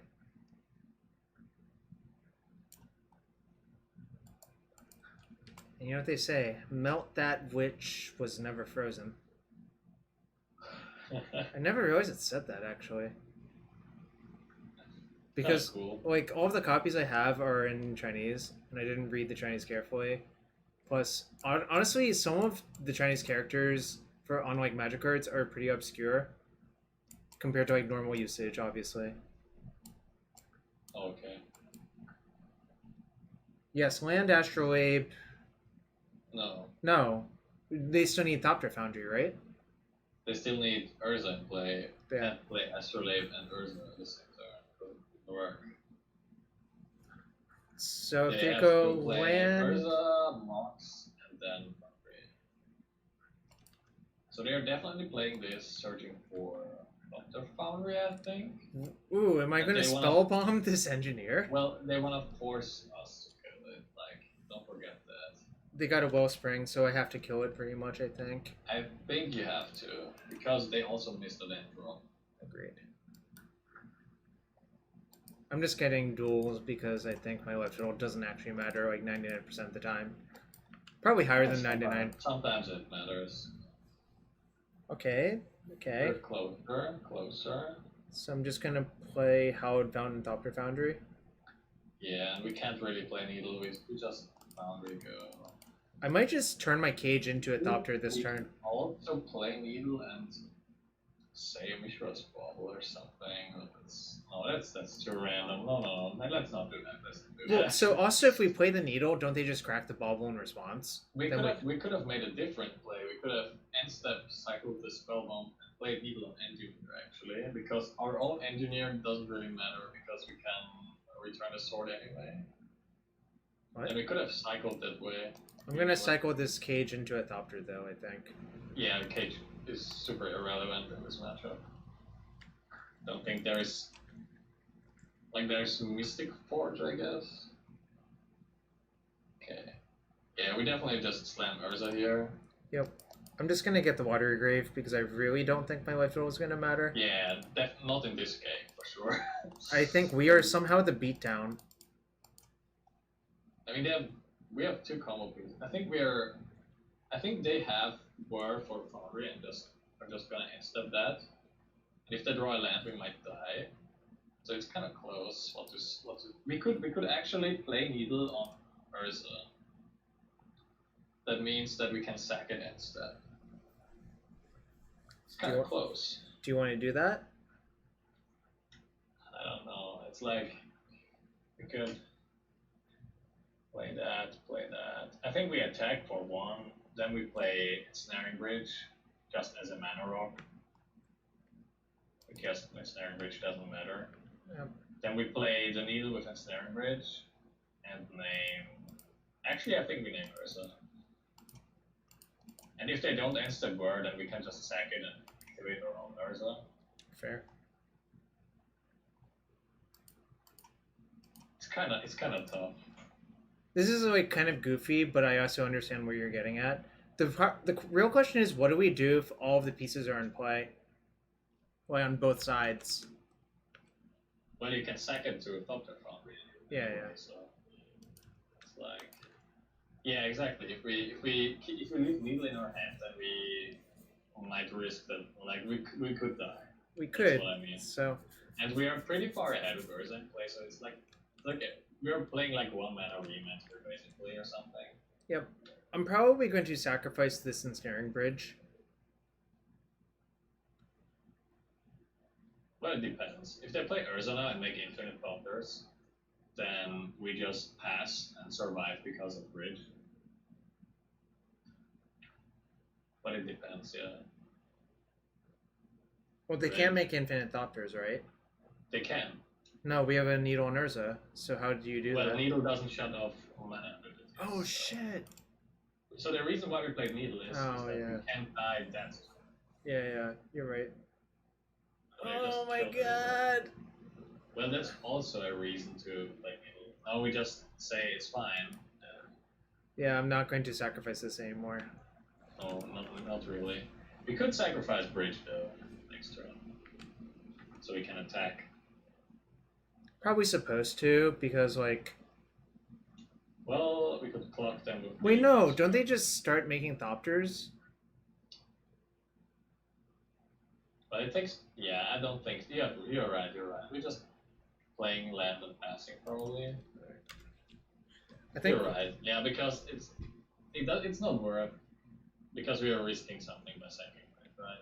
Right. It's not worth just taking them off like one after each turn. Not really, no.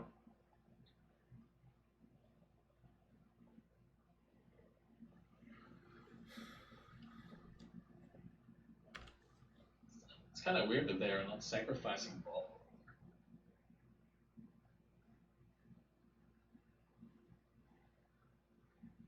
Alright, here comes the Urza. That looks like Urza. God, that really sucked. We're not dead yet. Right, because they'll make infinite Thopters, but we have a bridge. Yeah. And they're behind on deck count.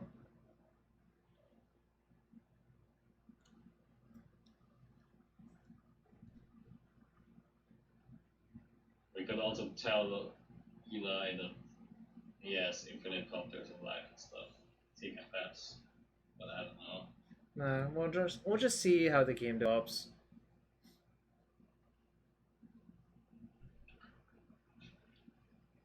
Like, we could Luxec out of this by drawing Urza and Sword and Time Sieve or stuff like that. Well, Time Sieve is not gonna win, right? Yeah, it's not gonna. We need Urza. No, we need to get Time Sieve into bounce his Urza, essentially, right? Something like that. Yeah, Time Sieve can also win, actually. Time Sieve wins as well. Alright, well. Yeah, we're just playing that. Yeah, making a Thopter. Passing.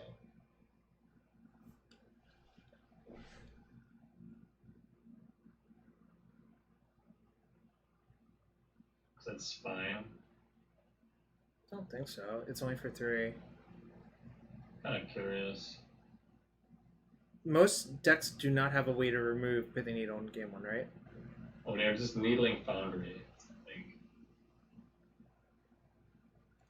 Okay. So what does that do? No one can have fun anymore. Does it actually do anything? Well, kind of does.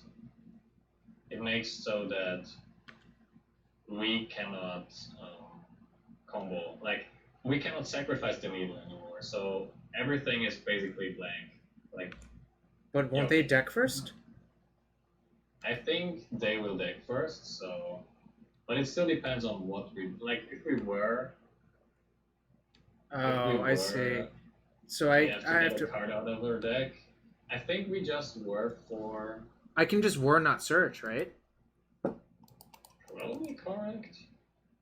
Yeah, I'm just kind gonna. Of interesting. Like if they really have no outs. I'm just gonna Whir not search. Yeah, I think we were not search actually. Because if we draw Serum Visions, we have to run. That's bad. Right. Yeah, Spine would obviously win the game here if we had Spine. Just saying.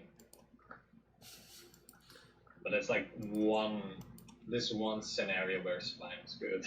Pyrite Spellbomb. Wait, they can just kill me with Pyrite Spellbomb recursion, right? Yeah, maybe we should not just have sacrificed. Maybe we should not have thrown away the Urza so easily. Alright, well, that's... Oh, there's Teferi. Problem is Teferi draws a card. Here's a problem. What do I do with it?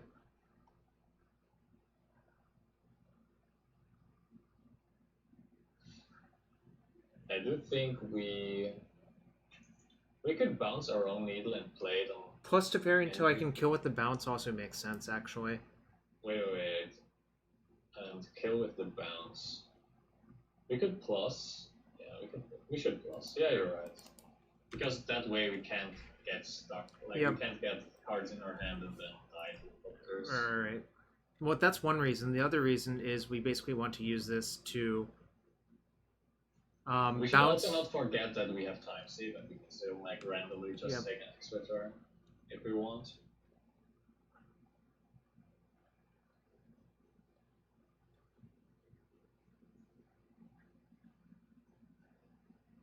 Oh, well, I didn't think about that. That's pretty bad for us. Well, no, that's their second Galvanic Blast, so, like, whatever. Yeah, but they kill it with Pirate now. Wait, where's the red mana? Oh, they have to sack with Star. Well, bye-bye Teferi, I guess. I guess we're kind of dead now. Not really. This one just searches. I mean, it's going to search for something. That's super good. Actually, this one is super good. We have Pyrite Spellbomb in the graveyard, right? So we search for like random artifacts, or we don't enter anything because we don't want to take anything. But the problem is they'll just Spellbomb it on their turn, right? No, we take an extra turn now and kill theirs. Oh, sure. So what do I get? I have no idea. Maybe probably sword, Pithing Needle. Maybe nothing. Maybe just nothing. Maybe Nihil Spellbomb. Maybe Needle. Yeah, maybe Needle. Actually, I think Needle is worth having one card out of their deck. We can just play with that. So now we Time Sieve, don't sack the Wellspring, I think. Or maybe we didn't play land this turn. Yeah, sack the Wellspring actually. Sack Wellspring and I guess the creatures. I'm gonna leave the bridge because if they somehow kill their own bridge. Yeah, we need the bridge. I'm gonna sack the Astrolabe too. Yeah, Astrolabe in red is better, yeah. And just take an extra wait, but we draw right. Well, I'm excited because we can take an extra turn and kill theirs. That's just so cool. I don't know. This game got weird, but yeah, let's just go to the next turn. And there's no reason to play the Mox now, obviously. Lotus Petal's better. This is a weird game. That's Urza weird for you. Do you think they actually get this weird most of the time? Yeah. Oh. We sack Mox, I think. By the way, make our second win. Or yeah, make it with Mox. Get the pirate kill their guy. And now we have the pirate kill. Well, they have potentially we could say that. Well, that maybe takes too long. I don't know. Like we can also just return, draw artifacts and stuff, draw closer to the combo or something. Why? What? There's a needle on everything, and we cannot remove needles anymore, right? Oh yeah, we only have one Teferi. No. Well, that was pretty good of them as well. But if they don't have,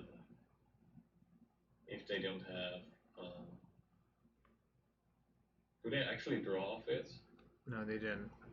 Okay, so they know. They know, so I'm not going to practice my fetch either. All right, it's in. Yeah, well, now we're just passing. It might come down to a clock battle, but I don't know. Yeah, I don't know if that's. Well, if we're not gonna sacrifice that. He's F6ing every turn. It's kind of funny that they sacrificed that they removed our Pyrite Spellbomb, so we actually have no ways to win the game anymore with the deck, I think. Right. We can we just play that without Surge. The worst card in our deck right now is Serum Visions, I think. But they also have Astrolabes and stuff in their deck. Huh, that's interesting. I think they are in a favorable position, actually. They are because of Serum Visions.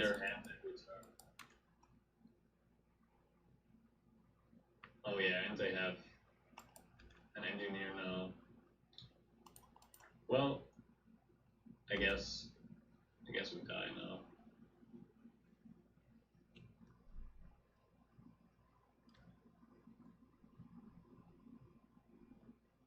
So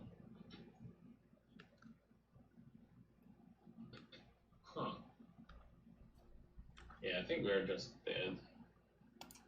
Because they can. Are we? Wait, Are we? That's pretty good, actually. I'm not gonna draw a card, obviously. I just have to get both of their spell bombs now. So are they dead now? Oh no, they can. If somehow we. It's all depending on the number of Serum Visions that we both have in our decks. I think we are unfavored because of that. If we draw Serum Visions as our last card, then we might win. He's been. I think entombing the second needle was a misplay, because that way we have one less card in our deck. Yeah, I think that was a misplay. It was just unnecessary. But yeah, I hadn't had this exact scenario before, so I don't know.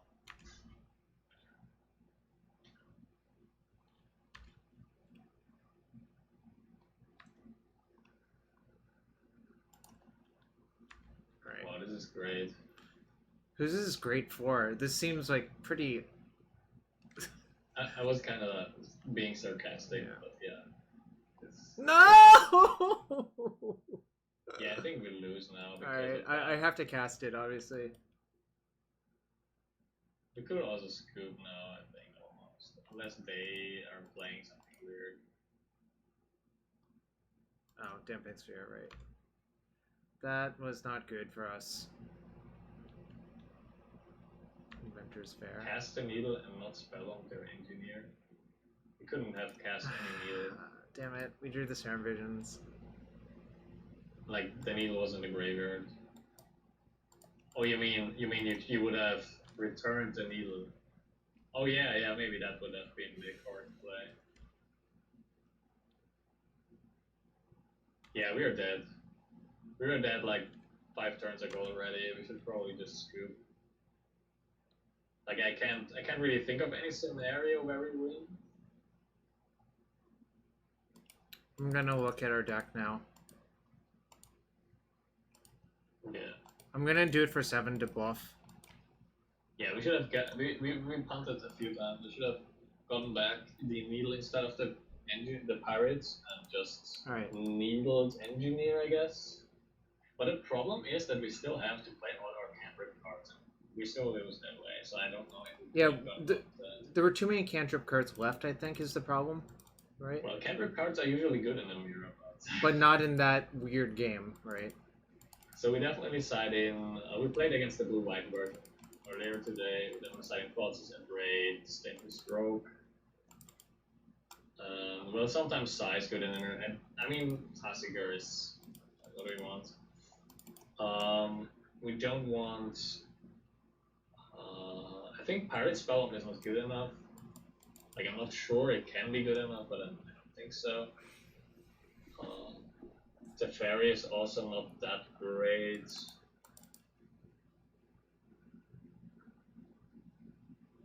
What was the card that we took out before? Like, we should have...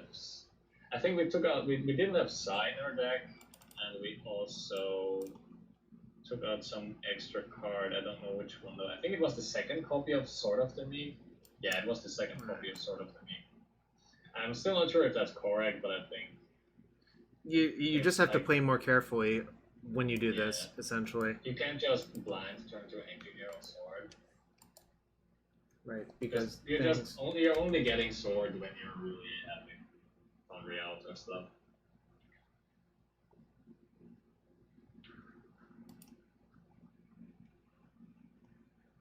Well, that's a keep, I guess.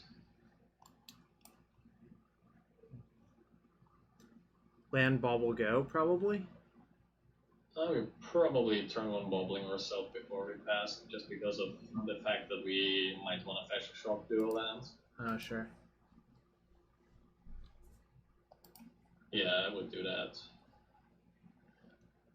Huh. Well, this hand says that we probably don't get caught up in some weird lock situation this game because we have Aberrate. Right. But also, I think probably both of us have Tezzeret post board, so yeah, it's harder for that to happen. There's a Watery Grave, so I think... I think we want to draw that, actually. Alright. I think third land is pretty good here. Fourth land is obviously not that great because we don't have a curve then, but I think third land is still something that we want.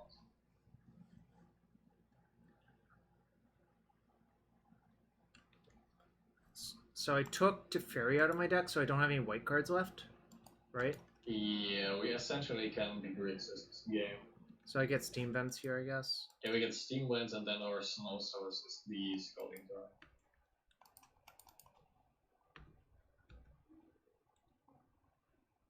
Okay. The question is, what do I do with this? Well, I do think that we can just search up for Wellspring. I think so, yeah.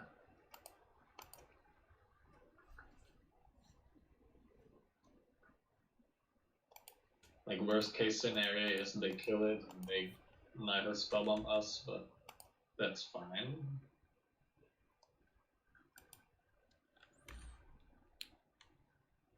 So am I turning this needle into a Wellspring next turn?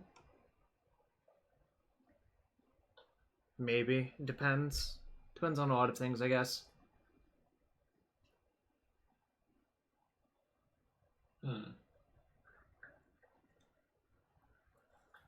They got Sword of the Meek. Ooh, actually, it would have been interesting with the mountain here. Huh. Didn't think of that. Yeah. Well. What are we gonna do? Kind of feel like I should kill this. Maybe not. They got Sword of the Meek, though. Yeah, I mean, they got Sword of the Meek, so the Engineer doesn't really do much right now. So maybe we're just developing stuff, like first playing... We could play Needle, sack it, get Wellspring, so we maximize our draws for land. Like we Needle whatever. We actually could play Needle there... No. We could Needle Thopter Foundry and sack it end of turn or something. But I think I would just do it main phase, Needle something and just sack it. Abandon Reason. Abandon Hope is not legal in Modern. Yep. What a shame. Well, that's pretty good because we kind of just kill their engine now. Maybe we don't want to... We just want to lead it up. No, just leave it up and say go and see what they do. I think that's a lot better. Like, if they get some interesting artifact in the graveyard, then we can kill it, but there's no need to kill it now.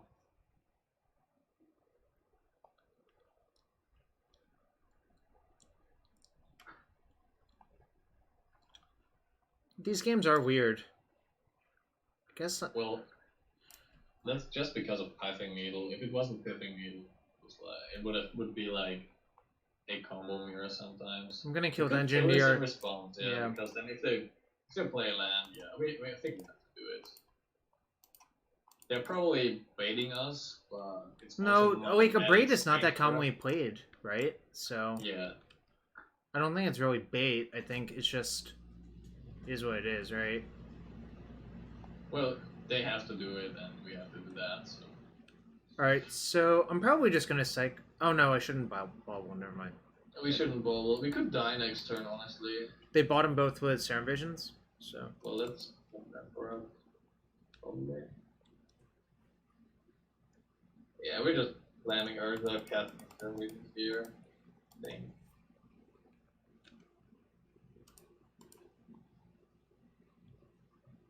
Yeah, whatever. Lost me probably. Anything but the Mishra's Bauble. Ooh, second Engineer. Does that do anything? Well, you can tutor for something that the other Engineer then puts into play, which is essentially a Whir of Invention. So I would put... I think the land's also good somehow, but maybe not. We should count before we decide yeah, that. 1, 2, 3, 4, 5. If we count that, if we sack one Bauble and still have one Bauble after that, then we have 2, 4, 5, 6, 7. 7 mana, which means we can Tether it, plus play Engineer, plus activate Engineer. Yes, it matters. 1, 2, so we should probably play the second Bauble, leave both on top, and sack one of the Baubles instead. That's probably the correct play. I mean, you could also just bottom the lands and... maybe those cards to bottom the land because we can tap baubles like lands, but getting through our deck is also important. Yeah. I think I'm just going to cycle one Bauble. Yeah. It kind of looks like they're 19 lands as well, if they play Serum Visions.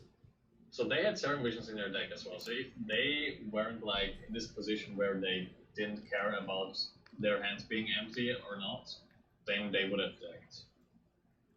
Because we have the same amount of cantrip artifacts in our deck, probably.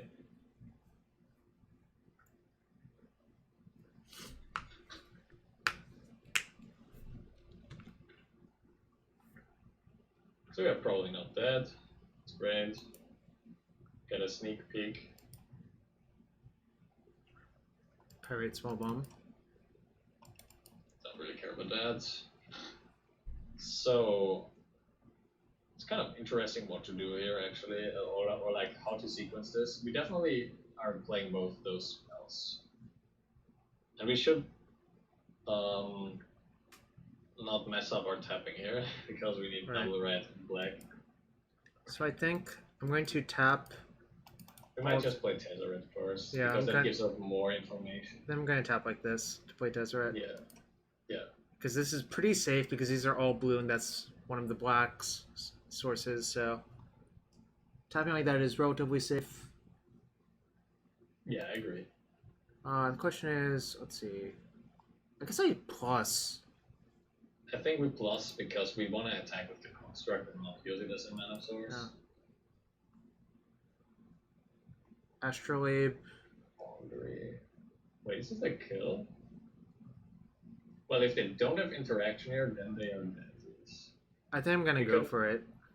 I think we are gonna go for it, yes. So I take Thopter Foundry, tap. These two play Foundry.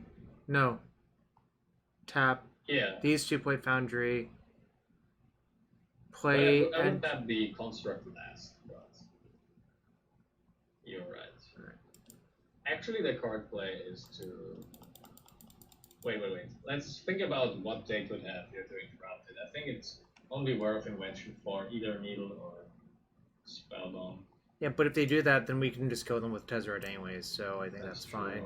And the Spellbomb's it probably doesn't matter how you sequence it. Also, I would like to note they can't cast Whir of Invention. I was just thinking about... Actually, they can. Thinking about in which order we cast those, because we can choose. We can cast Engineer first and still have 2 mana Foundry. But I think playing Foundry first is correct because it plays around Grave more. And I think it's way sadder if our sword is gone than if they destroy Foundry, because if they destroy Foundry, we can just take it back next turn. Mm-hmm. Wait. Did I mess this up? No. You can just tap Foundry and play it. You don't need a second red, we just entomb sword and sack something. We don't need the second red in this scenario. It's just 2 mana and Tomb Beard. So they have Whir. And I guess they are worrying for probably Needle on something. Or they let it resolve first. I don't know.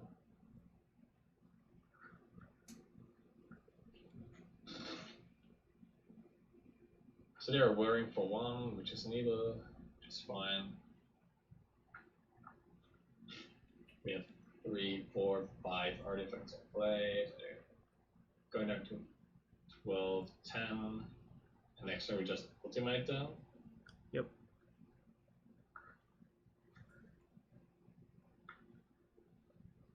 Alright, they named Thopter Foundry. Yeah, well then. Does it matter? We could get something else into the graveyard. Probably should. Yeah, I'm not gonna get Sword of the Meek. We have a Needle in the graveyard. Should I just get Spellbomb then? Yeah, probably. Spellbomb or Time Sieve. Well, Time Sieve is too good if they extend the graveyard. Just take Spellbomb, yeah. Now it's better to have Time Sieve in our deck.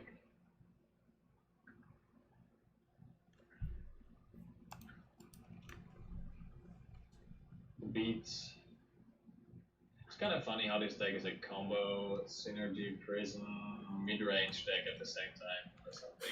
I don't know how to really categorize it sometimes. I think that's part of what makes it so good. Yeah, I agree. All right, they've conceded because like our board is pretty dominant. All right. So I'm gonna stay for this last game. I'm pretty tired, honestly. Okay, that's reasonable. It's been almost 4 hours, and it's really late for you. Yeah, it's pretty late. It's all right. Yeah, we just leave it as that. I'm always thinking about if like Teferi's good in the mirror or like removal spells, but honestly, like you could sideboard everything into the deck post board because your opponents. Like you can interact on the Urza, versus the Urza deck with many different axes, so it's like. But yeah. I think this hand's like very clearly a keep, but it could go south. It has no artifacts, but it's still good enough, I think. Yeah, I We're mean, just playing curve here, I think. Yep. I'm assuming I'm drawing a land, and then I'm just hoping their hand's like soft on one axis, and then I get to like disrupt them on that axis. I mean, it kind of... Alright, they bottom twice again, so that's fine. Then I don't feel so bad. Firing. Oh my god. That actually might be better than playing Goblin Engineer next turn. I think it probably is. But we'll see. We'll see what their hand is. Oh, they needed lands. So we definitely don't take Tezzeret or Trophy. We're taking... Probably Mox, I think. Could be Mox. Oh, it could be Pyrite Spellbomb, too. Probably Pyrite Spellbomb, actually. Yeah, I'm going to take like Spellbomb. If like they need to top deck Astrolabe to punish us for not taking the Mox, basically. But that's not even punished, then, like... Well, then they still have Mox. Like, we could have taken the Mox and then they need to draw more lands. But I think the Pyrite Spellbomb is better, because if they draw a land as well, then they can just kill the Engineer if they play that. So. Otherwise, they would need to... Yeah, well... Doesn't really matter. Alright, Mox go. Assassin's Trophy is great. Oh, they had a land though. Yeah, they have but it. I can just play... Did we develop Wellspring? Yeah, I think so. Or Yeah, I could play Engineer this turn, then Wellspring next turn. Yeah, but then we can Thoughtseize. Do we want to Thoughtseize next turn? We can wait with Thoughtseize though.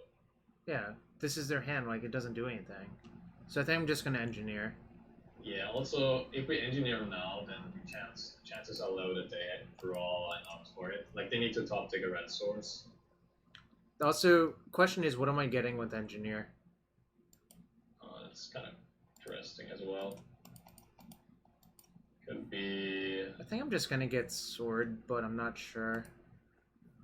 Could also be Astrolabe, so we can draw more cards, but it's probably greedy. Yeah, I guess we get Sword.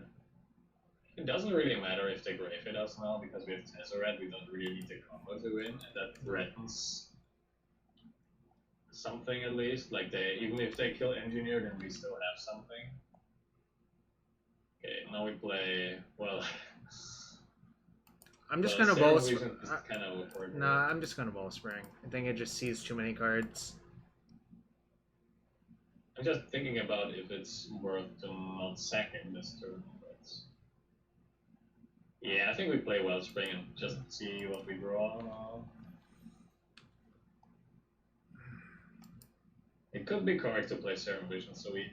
Yeah, I think that's actually more better. Likely to have... Exactly. Yeah. But I think developing it was correct. I think we keep a Braid as well, right? Yep. A Braid and lands. I think we were pretty favored now. Well, I mean, like, their hand was sort of dependent on us not Thoughtseize their Spellbomb, I think. Probably. So now we just slam the best card in the deck, or is it Tezzeret? I'm not sure actually. I think it might. I think I would like to play Urza, because then we can Thoughtseize and maybe get a black source for Tezzeret. Like, I would like to protect Tezzeret with Thoughtseize from that trophy, maybe. I'm not sure actually. It's pretty close. Well, the problem is Tezzeret clocks faster as well. The problem is getting a black source, another black source, is not that easy for us, right? It would have to be Astrolabe. Well, I guess we can play Tezzeret. I'm just gonna Tezzeret. Do we plus or minus? I'm gonna plus because I think just getting the Mox Opal or Thopter Foundry or basically anything is gonna be close to lethal, like that. So I can. I'm not even sure if Mox isn't like better here actually. Well, we don't have a third artifact first off, right? Oh no, we will with that. But if I go Urza. Foundry's kind of clunky, and we have a second engineer for it anyway. I'm not sure actually. We can take for Foundry as well, but it's pretty close. But also, if wait, so they're probably going to have to trophy something on their turn, right? Otherwise, they're basically dead.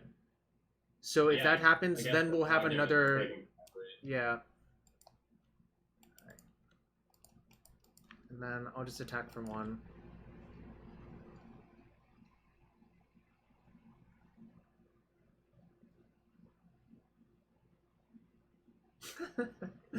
Alright, I guess they could needle us. They'll just needle Tezzeret. Oh, that's the reason to not play Tezzeret. We should have played Urza. Oh no, we knew our top card was a braid. Okay, oh whatever. God. Yeah, that was... I knew there was something. But it doesn't really matter because we might just kill them. Well, we don't, but... That was not the... We could Thoughtseize and play Foundry here actually, so that because we are we are short on colors. Yep. Other than total mana. I'm gonna do that because I think it's just much safer than alternatives. All right. Their hand doesn't really do much still. We don't care about most of the stuff. I would take Claim. Yeah, I'm also gonna take Claim. I would take Claim, play Foundry probably. And pass. Sorry, I didn't hear you through your shouting with your hands full of tacos.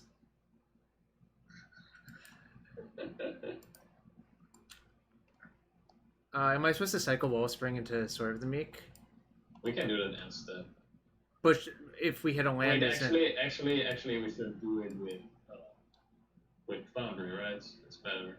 Oh, sure. Not with Engineer. So then I should just do that now? Yeah, we should do that now. Sorry. We're kind of wasting time. Oh, we can play that. Alright, so next turn they're full-blown dead. Yeah, we can, we pass, and then we bauble them or whatever. Alright. It's so nice that the needle's on Tezzeret. Ooh, Thopter Foundry. Oh, nothing relevant. Yeah, no, now they can trophy, but whatever. They can't do anything. Like they have 3... Yeah, they can kill that. We don't care. We just play Urza and kill them, right? Yep.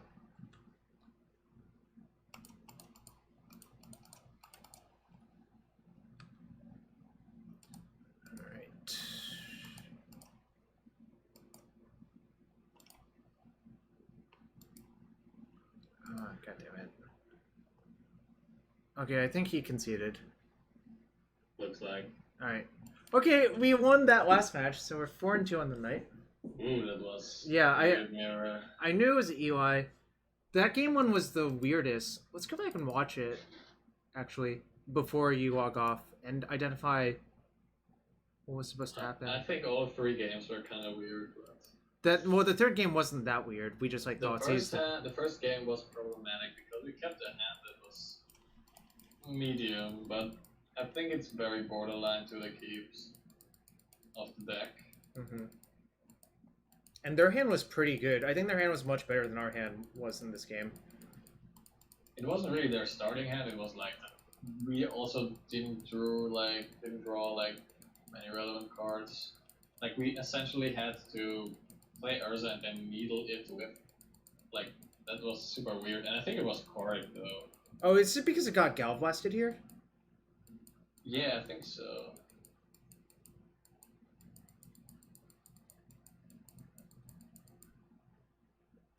And they worked for that, and then killed it.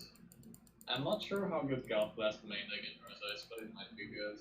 Well, so Harlan had them over like the Mind Stones or Chromatic Stars or whatever that flex spot usually is. Serum Visions in this list, probably. Yeah, that's Serum Visions in this list, probably. Yeah, makes sense. So the question is if, like, obviously they're useful sometimes. I mean, I would like to have some removal main deck, but it also comes at a cost again. Like, Serum Visions definitely makes the deck more consistent.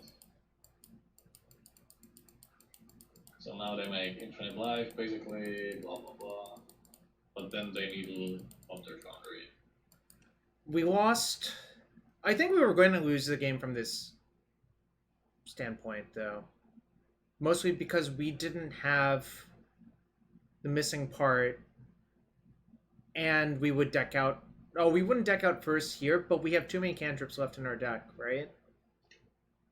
Yeah, the problem is that they are in a spot where they don't care about how many cards they have in their hand, and we always need to empty our hand, so we have to cast every cantrip card. Yeah. So that basically the game in the long run. We definitely made some slip-ups on the way where we could have engineered that turn where we engineered and then Time Sieve. We should have probably not killed their engineer with Pirate and gotten back like the Pithing Needle. Right. Just need their engineer, so we can still sack it with Time Sieve, but they can't, so we have like control over needles. But it would not have mattered in the end anyway, because I think we would have just died to decking in the end. Yep.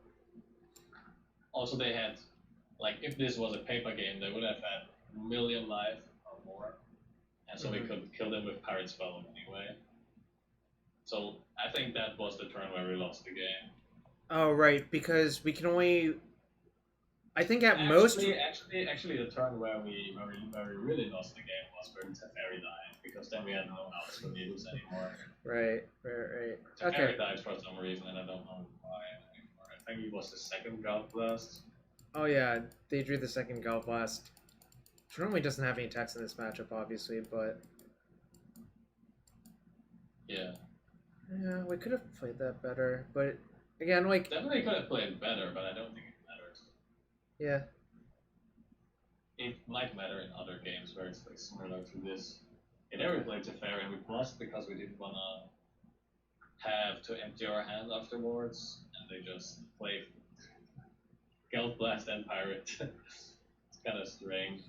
Yeah, what a weird game. But I mean, you put 1-ups in your deck to sometimes draw them.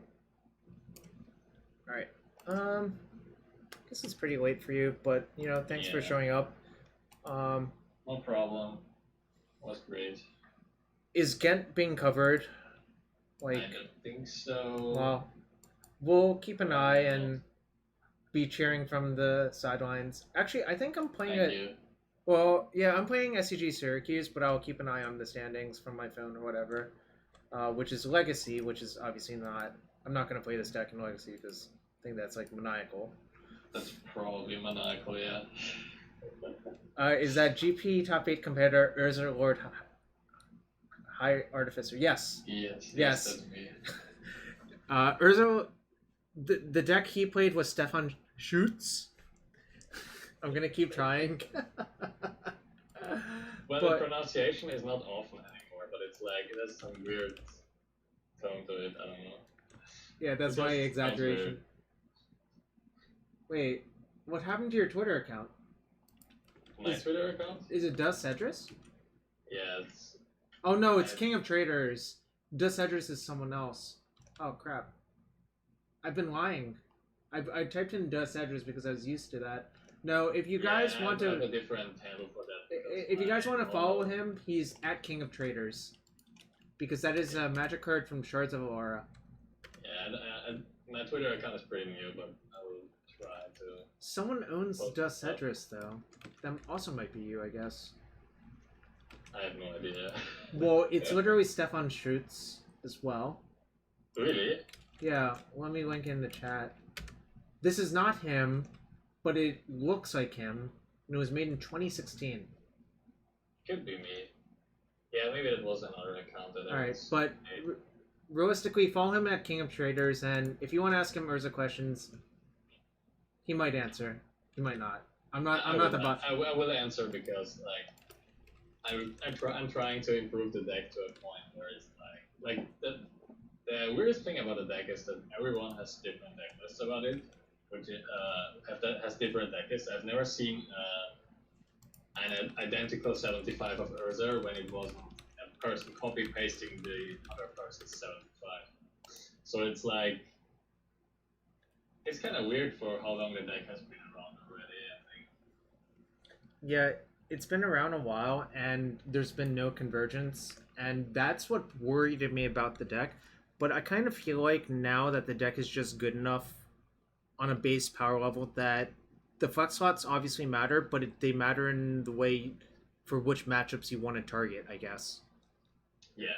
So, and that might always just be the case, similar to like War Prison or Lantern, or take your favorite might two always block. change from tournament to tournament, obviously. Or based on playstyle, I guess.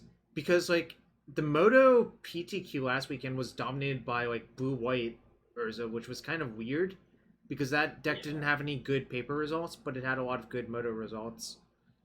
So I don't really get the reasoning for playing blue-white, but I think it's better against.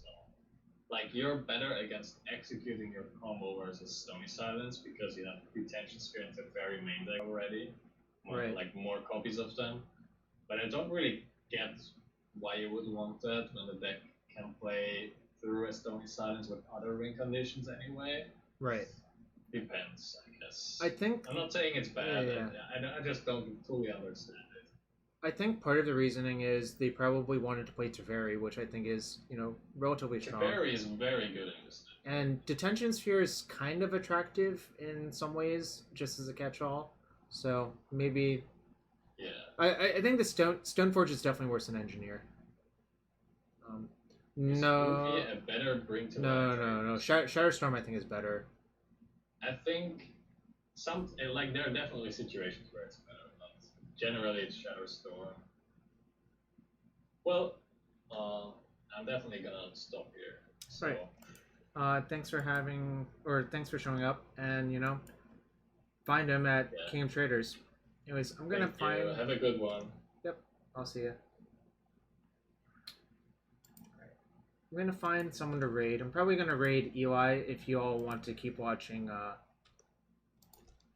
some Urza, because it'll be sweet. Anyways, I'm gonna head out now. Thanks for watching. I'll be back Monday to stream Legacy.